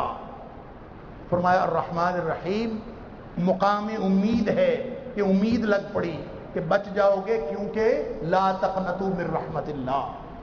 اور نبی کریم صلی اللہ علیہ وسلم نے فرمایا اللہ کی رحمت نے، اللہ نے اپنی رحمت کے 100 حصے کیے، مسلم شریف کی حدیث ہے، جعل اللہ الرحمت 100 جزء، اللہ نے رحمت کے 100 حصے کیے، اور فرمایا وامسک عنده 99، 99 اپنے پاس رکھے، اور صرف ایک حصہ زمین پر نازل کیا ہے۔ وانزل الارض جزءا واحدا، ایک زمین پر نازل کیا ہے، اور فرمایا دنیا میں جتنے مظاہر رحمتوں کے دیکھتے ہو، مائیں اپنے بچوں سے پیار کرتی ہیں، حیوانات کی مائیں اپنے بچوں سے پیار کرتی ہیں، باہمی محبتوں کے، رحمتوں کے جتنے مظاہر دیکھتے ہو، یہ اللہ کی رحمت کے 100ویں حصے کے سبب ہے، اور باقی 99 وہ قیامت کے دن مکمل فرما دے گا۔ اللہ اکبر۔ اس لیے امید لگتی ہے تو وہ صرف اس کی رحمت سے امید لگتی ہے۔ تو اس نے ہمیں سمجھا دیا، دعا سکھاتے ہوئے بتا دیا کہ الرحمن الرحیم کہا کرو، اور پھر دل میں امید لگا لیا کرو، چونکہ وہ رحمان ہے، چونکہ وہ رحیم ہے، اس لیے ہمیں وہ بخش دے گا۔ یہ مقام امید ہے۔ آگے آگے مالک یوم الدین، اللہ اکبر۔ قیامت کے دن، بدلے کے دن کا، دین کے بے شمار معنی ہیں، بہت سارے معنی مفسر نے لکھے، 20 کم از کم 20 کے قریب معنی۔ ان میں ایک معنی فیصلہ بھی ہے، ایک معنی جزا و سزا بھی ہے، ایک معنی بدلہ بھی ہے۔ قیامت کے دن، بدلے کے دن کا مالک، اور مالک وہ ہوتا ہے جو پوری طرح تصرف ہو، جس کا وہ مالک ہوتا ہے۔ قرآن نے کہا کہ اللہ تعالیٰ قیامت کے دن کہے گا لمن الملک اليوم، آج کس کی بادشاہی؟ سب کہیں گے، بلکہ کوئی بھی نہیں کہے گا، سب خاموش ہوں گے، اللہ خود فرمائے گا للہ الواحد القہار، ایک زبردست اکیلے رب کی۔ میں یہ سوال کرتا ہوں کہ قیامت کے دن کا مالک ہے تو آج مالک کون ہے؟ یہ تو اس نے سکھایا، سمجھایا کہ قیامت کے دن مالک وہ ہوگا، اس دن اختیار اس کا ہوگا، تو آج کس کا اختیار ہے؟ بس اختیار آج بھی اسی کا ہے، فرق یہ ہے کہ اس نے امتحان کے لیے تھوڑا تھوڑا اختیار جو ہمیں دے دیا ہے نا، اس نے ہمارا دماغ خراب کر دیا۔ کس کو وزارت عظمیٰ کی کرسی مل گئی، کسی کو صدارت کی کرسی مل گئی، کسی کو کچھ بھی نہیں ملا. یہ 5-6 فٹ کی کائنات، اس کی بادشاہت مل گئی. قدموں پہ کھڑا ہوتا ہے، گلے سے پوری آواز نکلتی ہے، یہ سمجھتا ہے میں بڑا با اختیار بن گیا. اللہ اکبر. اپنی حیثیت تو دیکھو تم ہو کیا. تو دنیا میں اللہ کا عطا کردہ اختیار لوگوں کو کہیں کہیں تھوڑا تھوڑا میسر ہے، تو اللہ کے عطا کردہ اختیار کی وجہ سے لوگ اپنے آپ کو با اختیار سمجھتے ہیں. تو ان کو بتایا جا رہا ہے کہ قیامت کے دن یہ جو عارضی اختیار ہے یہ بھی واپس لے لیا جائے گا. وہاں یہ نہیں ہوگا، وہاں صرف اللہ کے پاس. ما ادراک ما یوم الدین ثم ما ادراک ما یوم الدین. وہ بدلے کا دن کیا ہے؟ یوم لا تملک نفس لنفس شیئا. آج تو مدد کر لیتے ہیں نا تھوڑی بہت، اٹھا نہیں جاتا دوسرا سہارا دے دیتا، کچھ ضرورت ہوتی ہے کہ پوری کر لیتا ہے. یہ اللہ کے عطائی اختیار میں اللہ نے آزمائش کے لیے دیا تھا. ہم نے سمجھ لیا کہ ہم تو فائدہ ہوا خصیم مبین. ہم نے سمجھا کہ یار ہمارے تو بڑی اختیار ہی بہت ہے. دھوکے میں مبتلا ہو گیا انسان. تو فرمایا مالک یوم الدین، اس دن کسی کا اختیار نہیں ہوگا، بس اکیلے اللہ کا. یوم لا تملک نفس لنفس شیئا، کخ بھی اختیار نہیں ہوگا، سارا اختیار اللہ کا ہوگا. ڈر لگا ہے نا؟ اچھا قیامت کا دن، جس دن اللہ تعالیٰ نے فرمایا یوم تبلی السرائر، سارے راز باہر آ جائیں. یہاں تو داڑھی رکھ کے چھپا لیتے ہیں نا، پردہ کر کے چھپا لیتے ہیں، پتہ ہی نہیں چلتا کون نیک کون بد. سارے راز اس دن باہر آئیں گے. مولوی صاحب، علامہ صاحب، یہ چودھری صاحب، میاں صاحب کیا تھے دنیا میں، سارے راز دوسروں کے سامنے آ رہے. اللہ وَإِذَا الصُّحُفُ نُشِرَتْ، ساری دنیا کے سامنے دکھایا جائے گا یہ دیکھو کیا ہے. سارے صحیفے نشر کیے جائیں گے. لگتا یوں ہے کہ عالمی نشریاتی رابطے پر نشر ہوں گے. اللہ تعالیٰ ہمیں قیامت کی رسوائیوں سے بچائے. خوف آیا ہے نا، تو مالک یوم الدین اصل میں جلالت کا جملہ ہے. اس میں رب کا جلال، قیامت کے دن کا خوف. تو پہلا مقام معرفت تھا، دوسرا مقام امید، اور تیسرا فقرہ مقام خوف.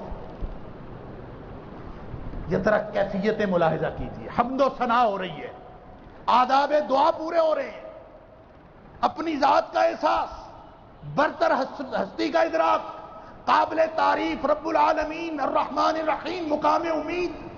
ڈر گیا اللہ کیا بنے گا قیامت والے. مالک یوم الدین، بدلہ، ہر چیز کا بدلہ. فمن یعمل مثقال ذرۃ خیرا یرہ ومن یعمل مثقال ذرۃ شرا یرہ. چھوٹی سے چھوٹی نیکی کی ہوگی سامنے آ جائے گی، چھوٹے سے چھوٹا جرم کیا ہوگا سامنے آ جائے گا.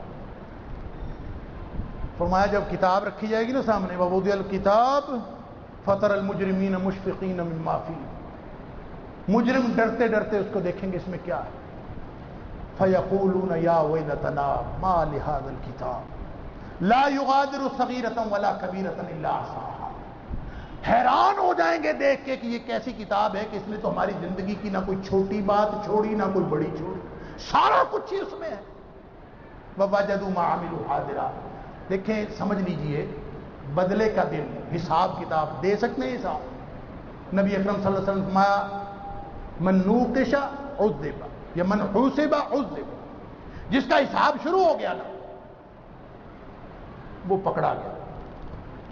اللہ. ہم عائشہ صدیقہ رضی اللہ تعالیٰ عنہ پوچھتی ہیں اللہ کے رسول صلی اللہ علیہ وسلم فسوف یحاسب حسابا یسیرا کا کیا معنی ہے؟ سوکھے حساب کا کیا معنی ہے؟ آسان حساب کا کیا معنی ہے؟ نبی کریم صلی اللہ علیہ وسلم نے فرمایا وہ حساب نہیں ہوگا، بس پیشی ہوگی. پیشی کے ساتھ اللہ کہے گا جاؤ، بخشا گیا. حساب میں عرض کرتا ہوں آج صبح سے لے کر فجر سے لے کر آج اب تک 11 بج گئے رات کے، حساب دے سکتے ہیں کیا کیا دیکھا، کیا کیا بولا، کیا کیا سنا، کیا کیا حرکت کی، قدم کہاں اٹھے. ہم تو ایک دن کا حساب نہیں دے سکتے، ساری زندگی کا حساب کیسے دیں. تو بدلہ اس دن، اس کا قانون ہے، ہونا ہے حساب. وَلَن تَجِدَ لِسُنَّةِ اللَّهِ تَبْدِيلًا. اپنا قانون تبدیل نہیں کرتا وہ. تو پھر کیسے بچیں گے؟ خوف پیدا ہوا. مقام خوف، مالک یوم الدین مقام خوف. کیفیات بدل رہی ہیں. مقام معرفت مقام امید، مقام خوف، کہتا ہے ایاک نعبد و ایاک نستعین۔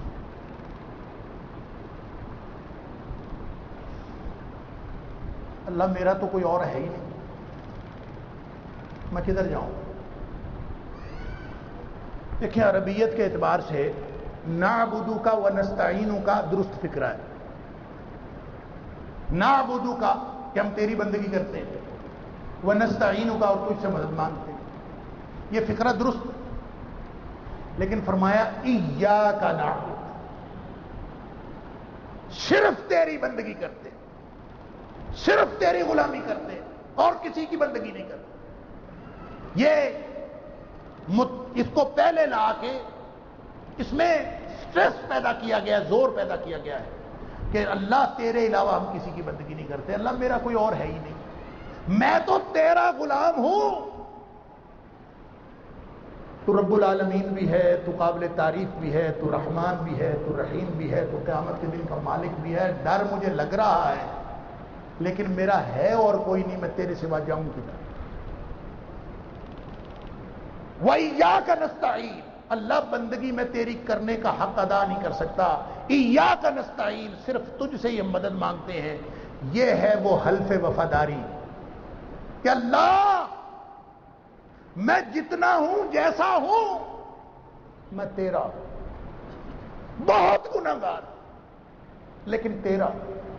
بس جس نے یہ اللہ سے حلف وفاداری پورا کر لیا نا، سمجھ لیجئے نبی پاک صلی اللہ علیہ وسلم کا فرمان، قرآن کے بے شمار آیات یہ بتاتی ہیں کہ حلف وفاداری اللہ کے ساتھ کر لو، یہ اتنا حق ہے اللہ کا، تم یہ پورا کر دو کہ اللہ کے ہو جاؤ، پھر بندوں کا اللہ پر حق بن جاتا ہے، اور جس کا حق ہوتا ہے نا وہ دوسرے کی ذمہ داری ہوتی ہے۔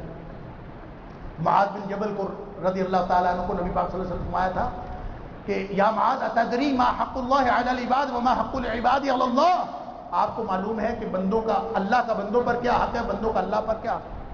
کہا اللہ و رسولہ اعلم، اللہ جانتا ہے، اللہ کے رسول صلی اللہ علیہ وسلم۔ فرمایا حق اللہ علی العباد، اللہ کا بندوں پر حق یہ ہے ان یعبدوہ، وہ اس کے بن جائیں، اس کے غلام ہو جائیں۔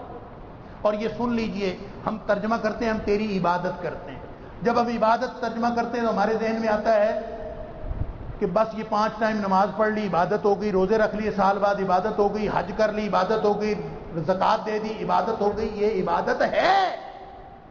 لیکن سن لیجئے، عبادت اور عبدیت کا جو مادہ ہے نا وہ عبد ہے۔ عبد کا معنی ہوتا ہے غلام، اور غلام وہ ہوتا ہے جس کا اپنا کچھ بھی نہیں ہوتا، سارا کچھ مالک کی ملکیت ہوتا ہے۔ کوئی غلام اپنی مرضی سے نہ سو سکتا ہے، نہ جاگ سکتا ہے، نہ اپنی مرضی سے کھا سکتا ہے، نہ اپنا شیڈیول مرتب کر سکتا ہے، اس کا سارا شیڈیول اس کا مالک مقرر کرتا ہے۔ ایاک نعبد، یہ عبادت جو ہم کرتے ہیں نا، یہ 5 ٹائم نماز، یہ روزے، یہ سب، یہ عبادت اصل میں عبدیت کا حصہ ہے۔ یہ عبادت کرو، فَإِذَا قُضِيَتِ الصَّلَاةُ فَانتَشِرُوا فِي الْأَرْضِ وَابْتَغُوا مِن فَضْلِ اللَّهِ وَاذْكُرُوا اللَّهَ كَثِيرًا۔ ہر جگہ اللہ کو یاد رکھنا ہے، میرا اللہ مجھے دیکھ رہا ہے۔ جب یہ 24 گھنٹے کی غلامی ہے، کوئی لمحہ ایسا نہیں، تو جس نے یہ اللہ کے ساتھ یہ وعدہ کر لیا اور یہ حلف وفاداری نبھا لیا، فرمایا یہ حق پورا کر دیا، یعبدوہ ولا یشرکوا بہ شیئا، اس کے ساتھ کسی کو شریک نہیں ٹھہرایا، تو فرمایا پھر اللہ کی ذمہ داری بن جاتی ہے۔ کیا ذمہ داری بن جاتی ہے؟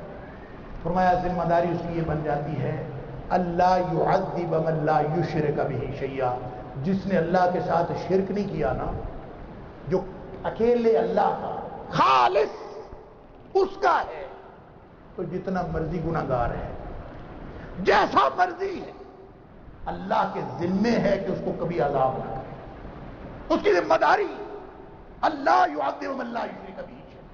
اور وہ ترمذی شریف کی وہ حدیث تو آپ نے سنی ہوگی کہ اللہ تعالیٰ فرماتا ہے، حدیث قدسی نبی پاک صلی اللہ علیہ وسلم، اللہ فرماتا ہے کہ میرے بندے 3 فکریں اس حدیث کے، میں صرف آخری فکر عرض کرتا ہوں کہ اللہ تعالیٰ فرماتا ہے کہ لو اتیتنی بقراب الارض خطایا، اے میرے بندے، یا بنا آدم، اے آدم کے بیٹے، اگر تو میرے پاس آئے نا کہ تیرے گناہوں سے زمین بھر گئی ہو، تو آ جائے، ثم لقیتنی لا تشرک بی شیئا، میرے ساتھ شرک نہیں کرتا، بندہ میرا ہے، تیرے سارے کے سارے گناہ میں معاف کر دوں گا، ولا ابالی، مجھے کوئی پرواہ نہیں۔ تو یہ ایاک نعبد اصل میں حلف وفاداری ہے۔ تو یہ جو حلف وفاداری ہے نا کہ اللہ میرا اور کوئی ہے ہی نہیں اور میں تیرے سوا کسی کا ہوں ہی نہیں، میں تو تیرا ہوں، اور مجھے اس بندگی اور غلامی کے حقوق پورے کرنے کے لیے، حق ادا کرنے کے لیے جو استطاعت اور توفیق چاہیے اللہ وہ بھی میں تجھ سے مانگتا ہوں۔ جب یہ بات اللہ سے کہی نا تو نبی پاک صلی اللہ علیہ وسلم فرماتے ہیں، جب بندہ کہتا ہے نا ایاک نعبد و ایاک نستعین، اللہ فرماتا ہے ھذا بینی و بین عبدی، یہ اب میرا اور میرے بندے کا آپس کا معاملہ ہے، یہ اب ہمارا بات بن گئی، حلف وفاداری ہو گیا، اللہ نے مان لیا میرا اور میرے بندے کا آپس کا معاملہ ہے۔ تو مقام معرفت، مقام امید، مقام خوف، اور جب معاملہ ہی آپس کا ہو گیا تو کیا ہو گیا؟ یہ مقام قرب ہے، انسان اللہ کے قریب ہو گیا۔ یہ ہے وہ ماحول جو تیار ہوتا ہے دعا کے لیے۔ ایسے نہیں کہہ دیا اہدنا الصراط المستقیم، پہلے ماحول بنایا۔ یہ میں نے عرض کیا تھا کہ یہ دعا بھی ہے، طریقہ دعا کی تعلیم بھی ہے کہ جب بھی مانگنا ہو اس طرح مانگا کرو، پہلے اللہ کی حمد و ثنا کرو، پھر اللہ کی سے حلف وفاداری کرو، قسم اٹھاؤ کہ اللہ میں تیرا ہوں، اللہ کو یقین دلاؤ کہ اللہ میں تیرا ہوں۔ پھر یہ جب مقام قرب ہی آ گیا، جب اللہ کی طرف سے یہ آواز ہی آئی ہے، ویسے کبھی آواز میں آپ سے پوچھتا ہوں اور اپنے آپ سے بھی پوچھتا ہوں، ساری زندگی ہو گئی، 51 سال میری عمر ہو گئی ہے نماز پڑھتے پڑھتے، روز کتنی دفعہ کہتے ہیں ایاک نعبد و ایاک نستعین، کبھی آواز آئی ہے کہ اللہ نے کہا ہو ھذا بینی و بین عبدی، یہ میرے اور میرے بندے کا آپس کا معاملہ ہے؟ کبھی آواز آئی ہے؟ نہیں آئی۔ اس لیے نہیں آئی کہ ہم نے کبھی یہ سوچ کے ہی نہیں پڑھا کہ میرا میرے اللہ کے ساتھ مکالمہ ہو رہا ہے، یہ سوچ کے نہیں پڑھا۔ میں اللہ کی قسم دے کے کہتا ہوں، آپ اپنی توجہ، خشوع اور خضوع پورا کر لیجئے اور اللہ کے سامنے کھڑے ہو کے یہ تصور بنا لیجئے کہ ان تعبد اللہ کأنک تراہ، جیسے تم اللہ کو اپنے سامنے دیکھ رہے ہو۔ نہیں یہ تصور بنا سکتے، فإنہ یراک، وہ تو تمہیں دیکھ رہا ہے، کبھی یہ تصور بنا کے دیکھو، پھر ایاک نعبد و ایاک نستعین کہو، آگے سے کانوں میں آواز سنائی نہ دے، سوال ہی پیدا نہیں ہوتا، سوال ہی پیدا نہیں ہوتا۔ وہ کسی بزرگ سے کسی نے پوچھا تھا کہ نماز قبول ہوئی کہ نہیں ہوئی کیسے پتہ چلتا ہے؟ اس نے کہا اپنے دل سے پوچھا کرو، قبول ہوئی کہ نہیں ہوئی دوسرا نہیں بتا سکتا، تمہارا دل بتا سکتا۔ اگر اللہ سے مکالمہ ہو گیا ہے، اگر اللہ سے بات ہو گئی ہے تو پھر انسان اس دنیا میں رہ جاتا ہے۔ نبی پاک صلی اللہ علیہ وسلم نے فرمایا تم تو ساری زندگی کر کر سجدے کھپ گئے ہو، دو رکعتیں نبی پاک صلی اللہ علیہ وسلم نے فرمایا جس نے اللہ کے لیے پڑھی، لا یسہو فیہما، لیکن اس میں وہ غافل نہیں ہوا کہ میں کیوں کھڑا ہوں اللہ کے سامنے، توجہ پوری، خشوع و خضوع پورا۔ نبی پاک صلی اللہ علیہ وسلم فرماتے ہیں 2 رکعتیں کسی نے اگر ایسی پڑھ لیں واجبت لہ الجنہ، اس کے اوپر جنت واجب ہو۔ 2 رکعتیں پڑھ لو، کبھی سوچو تو صحیح کہ میرا میرے اللہ کے ساتھ مکالمہ ہو۔ یہ ہے حلف وفاداری، یہ ہے مقام قرب۔ پھر جا کے مقام دعا آتا ہے اہدنا الصراط المستقیم صراط الذین انعمت علیہم، یہ ہے دعا، اصل دعا۔ اور پھر آگے وضاحت دعا کہ اللہ سیدھا رستہ دکھا۔ اور یہ جو اہدنا ہے نا، ہدایت کے 3 معنی ہوتے ہیں، میں اپنی بات بس اختتام کی طرف لے جاتا ہوں، 11:15 ہو گئے۔ ہدایت کے 3 معنی ہوتے ہیں، ایک معنی ہوتا ہے رستہ، ایک معنی ہوتا ہے رستہ دکھانا، اور ایک معنی ہوتا ہے منزل مقصود پر پہنچانا۔ انک علی ھدی مستقیم، اللہ نے قرآن میں فرمایا کہ تو سیدھے رستے پر ہے۔ ہدا کا معنی صراط، رستہ، اور ایراء الطریق اہل لغت نے لکھا ہے کہ ہدایت کا معنی رستہ دکھانا بھی ہے، وَإِيصَالِ إِلَى الْمَطْلُوبِ اور منزل مقصود پر پہنچانا بھی۔ ہم اهدنا الصراط المستقیم پڑھتے ہیں، کیا کہتے ہیں اللہ کو؟ اللہ سیدھا رستہ دکھا، یہ کہتے ہیں؟ تو دکھایا تو ہوا ہے۔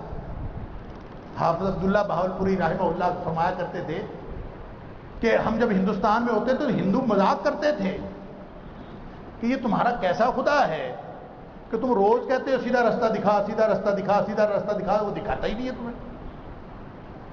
یہ معنی نہیں ہے۔ جب ہم کہتے ہیں اهدنا الصراط المستقیم تو دل میں یہ بات ہونی چاہیے کہ اللہ تو ہمیں سیدھے رستے پر لے چل، تو سیدھے رستے پر چلا دکھا تو دیا ہے۔ اب قائم رکھ ایصال الی المطلوب، اللہ منزل مقصود پہ ہم پہنچ جائیں جنت تک، کیونکہ تو رب العالمین ہے نا، تو الی حد تمام لے کے جاتا ہے، تو لوگوں کو آخر ان کی منزل مقصود تک پہنچاتا ہے۔ اس لیے اهدنا الصراط المستقیم، اللہ تو ہمیں اس رستے پر لے چل جو جنت کا رستہ ہے۔ اور یہ سن لیجئے، یہ صرف جنت کے رستے کا مطلب یہ نہیں ہے کہ بس نمازیں پڑھ لیں، روزے رکھ لیں، یہ رستہ ہے جنت کا۔ ہر روز، ہر لمحے انسان کو اللہ کی رہنمائی کی ضرورت ہے، ہر کام میں اللہ کی رہنمائی کی ضرورت ہے۔ اور جب اهدنا الصراط المستقیم پڑھا کریں نا تو ذہن میں یہ لایا کریں کہ اللہ زندگی کے ہر مرحلے پر تو ہمیں سیدھے رستے پر قائم رکھ۔ اهدنا الصراط المستقیم کا معنی یہ ہوگا، دیکھیں آپ یہاں سے جا رہے ہیں کسی رستے پر، دو سڑکیں، آپ کو نہیں پتا میں نے اس سڑک پہ جانا کہ اس سڑک پہ، اگر آپ نے نماز میں اهدنا الصراط المستقیم کا مفہوم اپنی زندگی میں داخل کیا ہے، مجھے یقین ہے کہ اللہ کبھی آپ کو غلط سڑک پہ نہیں جانے دے۔ آپ فیصلہ کر رہے ہیں میں لاہور جاؤں یا نہ جاؤں، اهدنا الصراط المستقیم کی تاثیر اگر موجود ہوگی نا، جب اللہ کے ساتھ یہ مکالمہ ہو گیا کہ وَلِعَبْدِي مَا سَأَلَ، میرے بندے نے جو مانگا میں نے اس کو عطا کر دیا، تو جب اللہ کی رہنمائی میسر آ گئی، اللہ سے وعدہ ہو گیا، تو یہ کیسے ہو سکتا ہے کہ انسان زندگی میں کوئی غلط فیصلہ کر لے؟ یہ کیسے ہو سکتا ہے کہ انسان بھٹکتا پھرے؟ لہذا اس کی پھر آگے وضاحت دعا ہے اهدنا الصراط المستقیم میں یہ ذہن میں رکھنا چاہیے کہ ہر معاملے میں ہمیں رہنمائی اللہ کی چاہیے، اللہ ہمیں سیدھے رستے پر قائم رکھ، صراط الذین انعمت علیہم۔ یہ وضاحت ہے دعا، ایجابی اور سلبی طور پر، کچھ منفی، اللہ یہ والا رستہ دکھانا ہے، یہ والا نہیں دکھانا، اس رستے پر لے جانا ہے، اس رستے پر نہیں لے جانا۔ صراط الذین انعمت علیہم، انعام یافتہ لوگوں کے رستے پر لے جا، یہ نبیوں کا رستہ ہے۔ گویا اے اللہ ہمیں نبی کریم صلی اللہ علیہ وسلم کی سنت پر قائم رکھ۔ سورہ نساء کی آیت نمبر 69، مَن یُطِع اللَّهَ وَالرَّسُولَ، جو اللہ اور اس کے رسول کی اطاعت کرتا ہے، اولئک مع الذین انعم اللہ علیہم، یہ ہیں وہ لوگ جن پر اللہ کا انعام ہوا۔ کون؟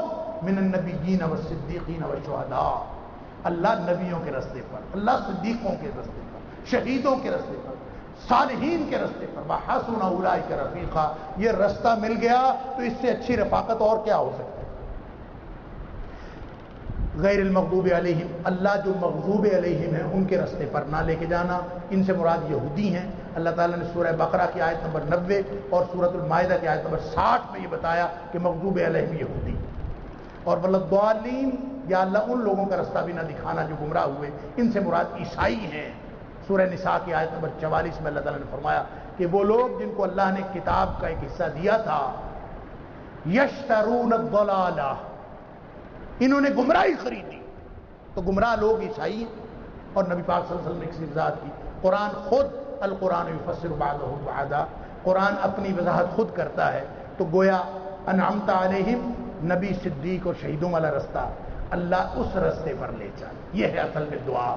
تو جب اس دعا کو انسان اس طرح سے کرے تو انشاءاللہ وہ ساری فضیلتیں اور سعادتیں حاصل ہو سکتی ہیں، اور پورا قرآن اس دعا کا جواب ہے۔ اللہ تعالیٰ اسی سپرٹ کے ساتھ، اسی جذبے کے ساتھ، اسی شوق کے ساتھ، اسی نسبت کے ساتھ، اسی معرفت کے ساتھ، اسی امید کے ساتھ، اسی خوف کے ساتھ اور اسی قرب کے ساتھ اللہ ہمیں پورا قرآن پڑھنے کی توفیق عطا فرمائے۔ وآخر دعوانا الحمدللہ۔ اب میں اس ترجمہ کلاس کے استاد فضیلت الشیخ پروفیسر سعید دلیروی حفظ اللہ کی خدمت میں عرض کروں گا وہ تشریف لائیں اور اپنے طلباء میں اسناد کو تقسیم فرمائیں۔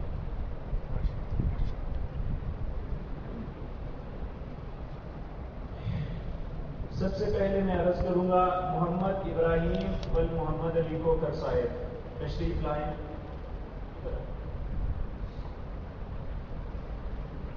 یہ بیٹے اٹھا دیں اٹھا دیں۔ محمد طفیل ولد علی بخش اللہ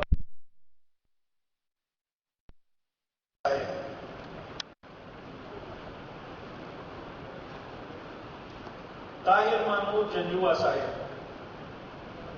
طاہر محمود جنجوا صاحب، چودھری محمد اصغر صاحب،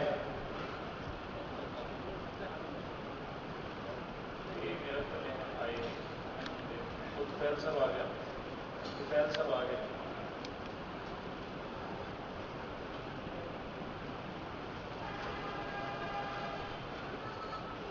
چودھری محمد اصغر صاحب، تنویر حسین صاحب، تنویر حسین صاحب جلدی تشریف لے آئیں ذرا، چودھری محمد انور صاحب، چودھری محمد انور صاحب، غلام نبی صاحب، غلام نبی صاحب، محمد اقبال صاحب،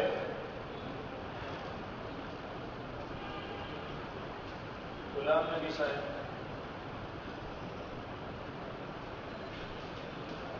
محمد اقبال صاحب اور محمد یوسف، اقبال صاحب آپ کا اس میں نام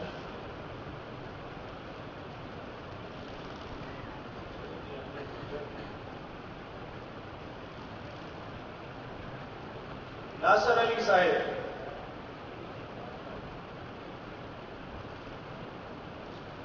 عبد الرحیم گمن صاحب، محمد اصغر برکت علی صاحب، محمد اصغر برکت علی صاحب، محمد ذوالفقار عبداللہ آپ اپنا کام کریں بھائی، محمد ذوالفقار محمد یوسف صاحب، محمد ذوالفقار محمد یوسف صاحب، طارق محمود محمد یوسف صاحب، طارق محمود محمد یوسف صاحب، ندیم خالد خالد جاوید صاحب، محمد شفیق محمد رفیق صاحب، یونس ریاض ریاض احمد دین صاحب،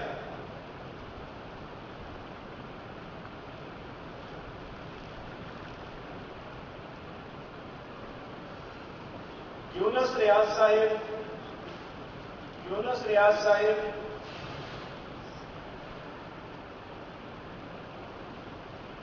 محمد ایوب رحمت اللہ صاحب،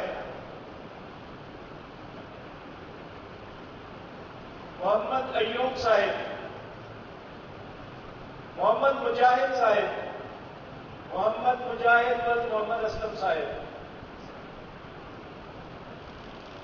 محمد یوسف ڈار صاحب،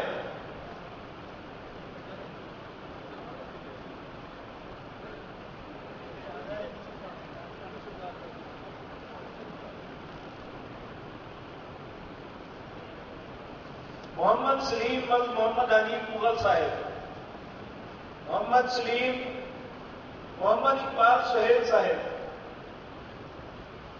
محمد اقبال سہیل صاحب، عبدالسلام مغل صاحب، عبدالسلام مغل محمد رفیق صاحب،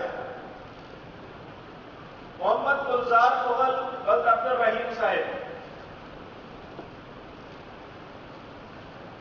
چودھری عبدالسلام محمد رفیق صاحب، چودھری عبدالسلام کی محمد اسلام، ہاں جی محمد اسلام صاحب ہے، ٹھیک ہو گیا، حاجی محمد منیر وریا صاحب، ڈاکٹر طاہر منیر صاحب، ڈاکٹر طاہر منیر صاحب،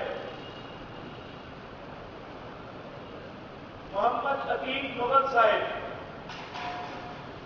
ڈاکٹر صاحب، عمران اکرم کھوکر صاحب،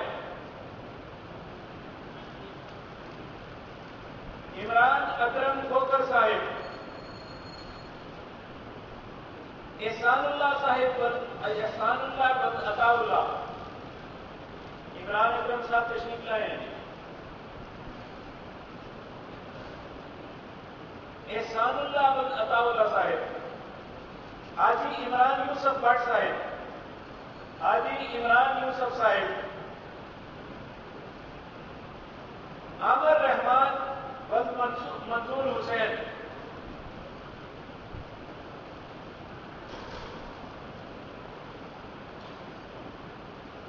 محمد سہیل بن منصور حسین، عبد المنان بن حافظ نور الدین، عبد المنان صاحب،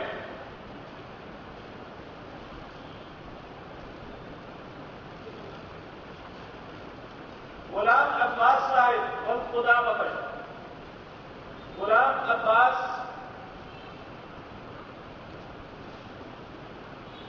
محمد سلیم امجد بن محمد نذیر، محمد سلیم امجد، شمس اقبال بٹ صاحب،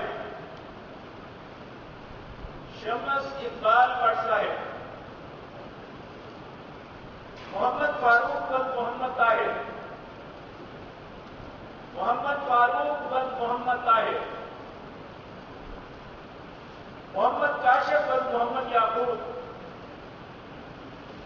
محمد کاشف بن محمد یعقوب، زبیر الحق بٹ صاحب، زبیر الحق، محمد اسحاق مغل صاحب، محمد لطیف صاحب، محمد لطیف بن غلام رسول،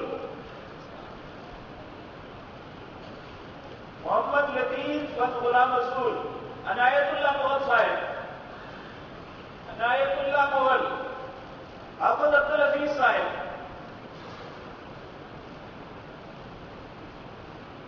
جی آپ کا نام عنایت اللہ صاحب یہ ہے،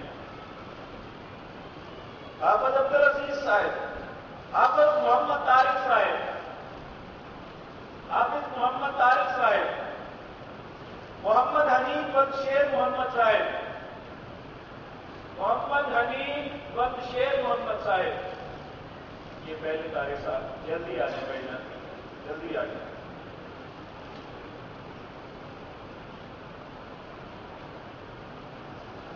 نصرت حسین، نصرت حسین، جی نصر حسین، سوری نصر حسین، حاجی سلیمان صاحب، حاجی سلیمان صاحب، حافظ فیض احمد صاحب،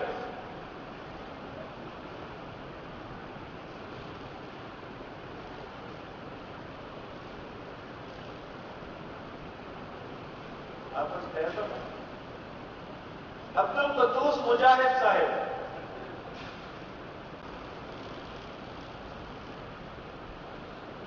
عبد الرحمان کمبو، عبد الرحمان کمبو صاحب، خالد منیر بریا،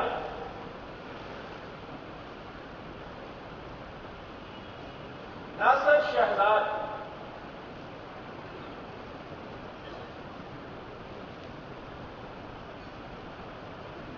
ناصر شہزاد صاحب،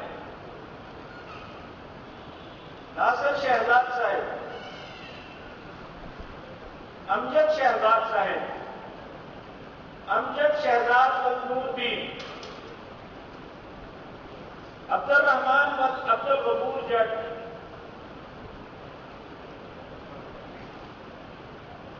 عبد الرحمان، عبد الجبار بن برکت علی رحمانی، عبد الجبار صاحب، محمد اقبال بن محمد ابراہیم ملک، داؤد اقبال بن محمد الیاس، داؤد اقبال بن محمد الیاس، محمد انور صاحب، محمد انور بن غلام نبی، محمد انور بن غلام نبی،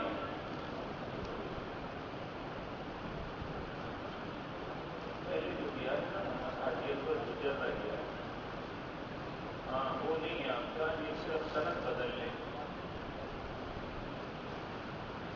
محمد یاسین بن شیر محمد، محمد یاسین، فرحان یاسین،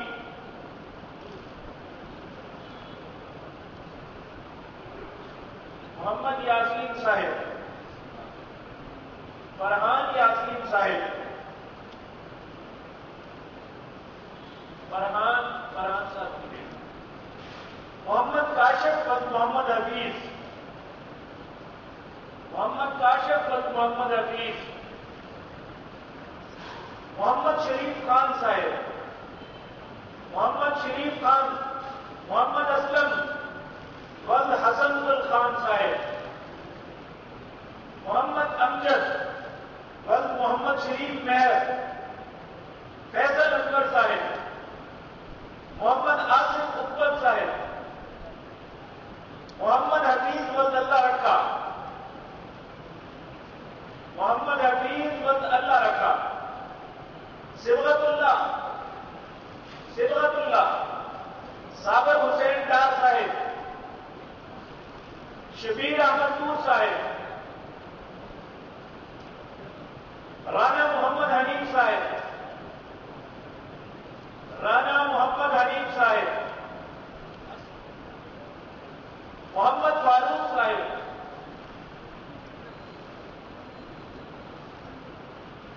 محمد فاروق بن طاہر، محمد طاہر مغل،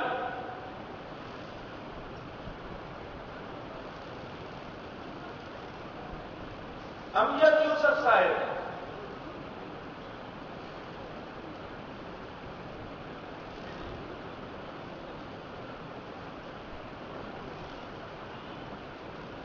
ریحان رشید صاحب،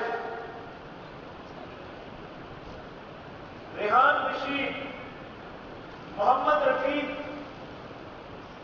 محمد وقار میر، محمد وقار میر، محمد اسحاق، حافظ عباس، حافظ عباس، عامر الرحمان، محمد شاہد ولد آجمی، غلام نبی ولد حاجی نور محمد، عبد الباسط ولد محمد زبیر، علی افضل ولد افضل حق۔ حضرات محترم، میں سب معزز مہمانوں کا تہ دل سے شکر گزار ہوں کہ آپ نے اس خوبصورت پروگرام کو رونق بخشی۔ اللہ آپ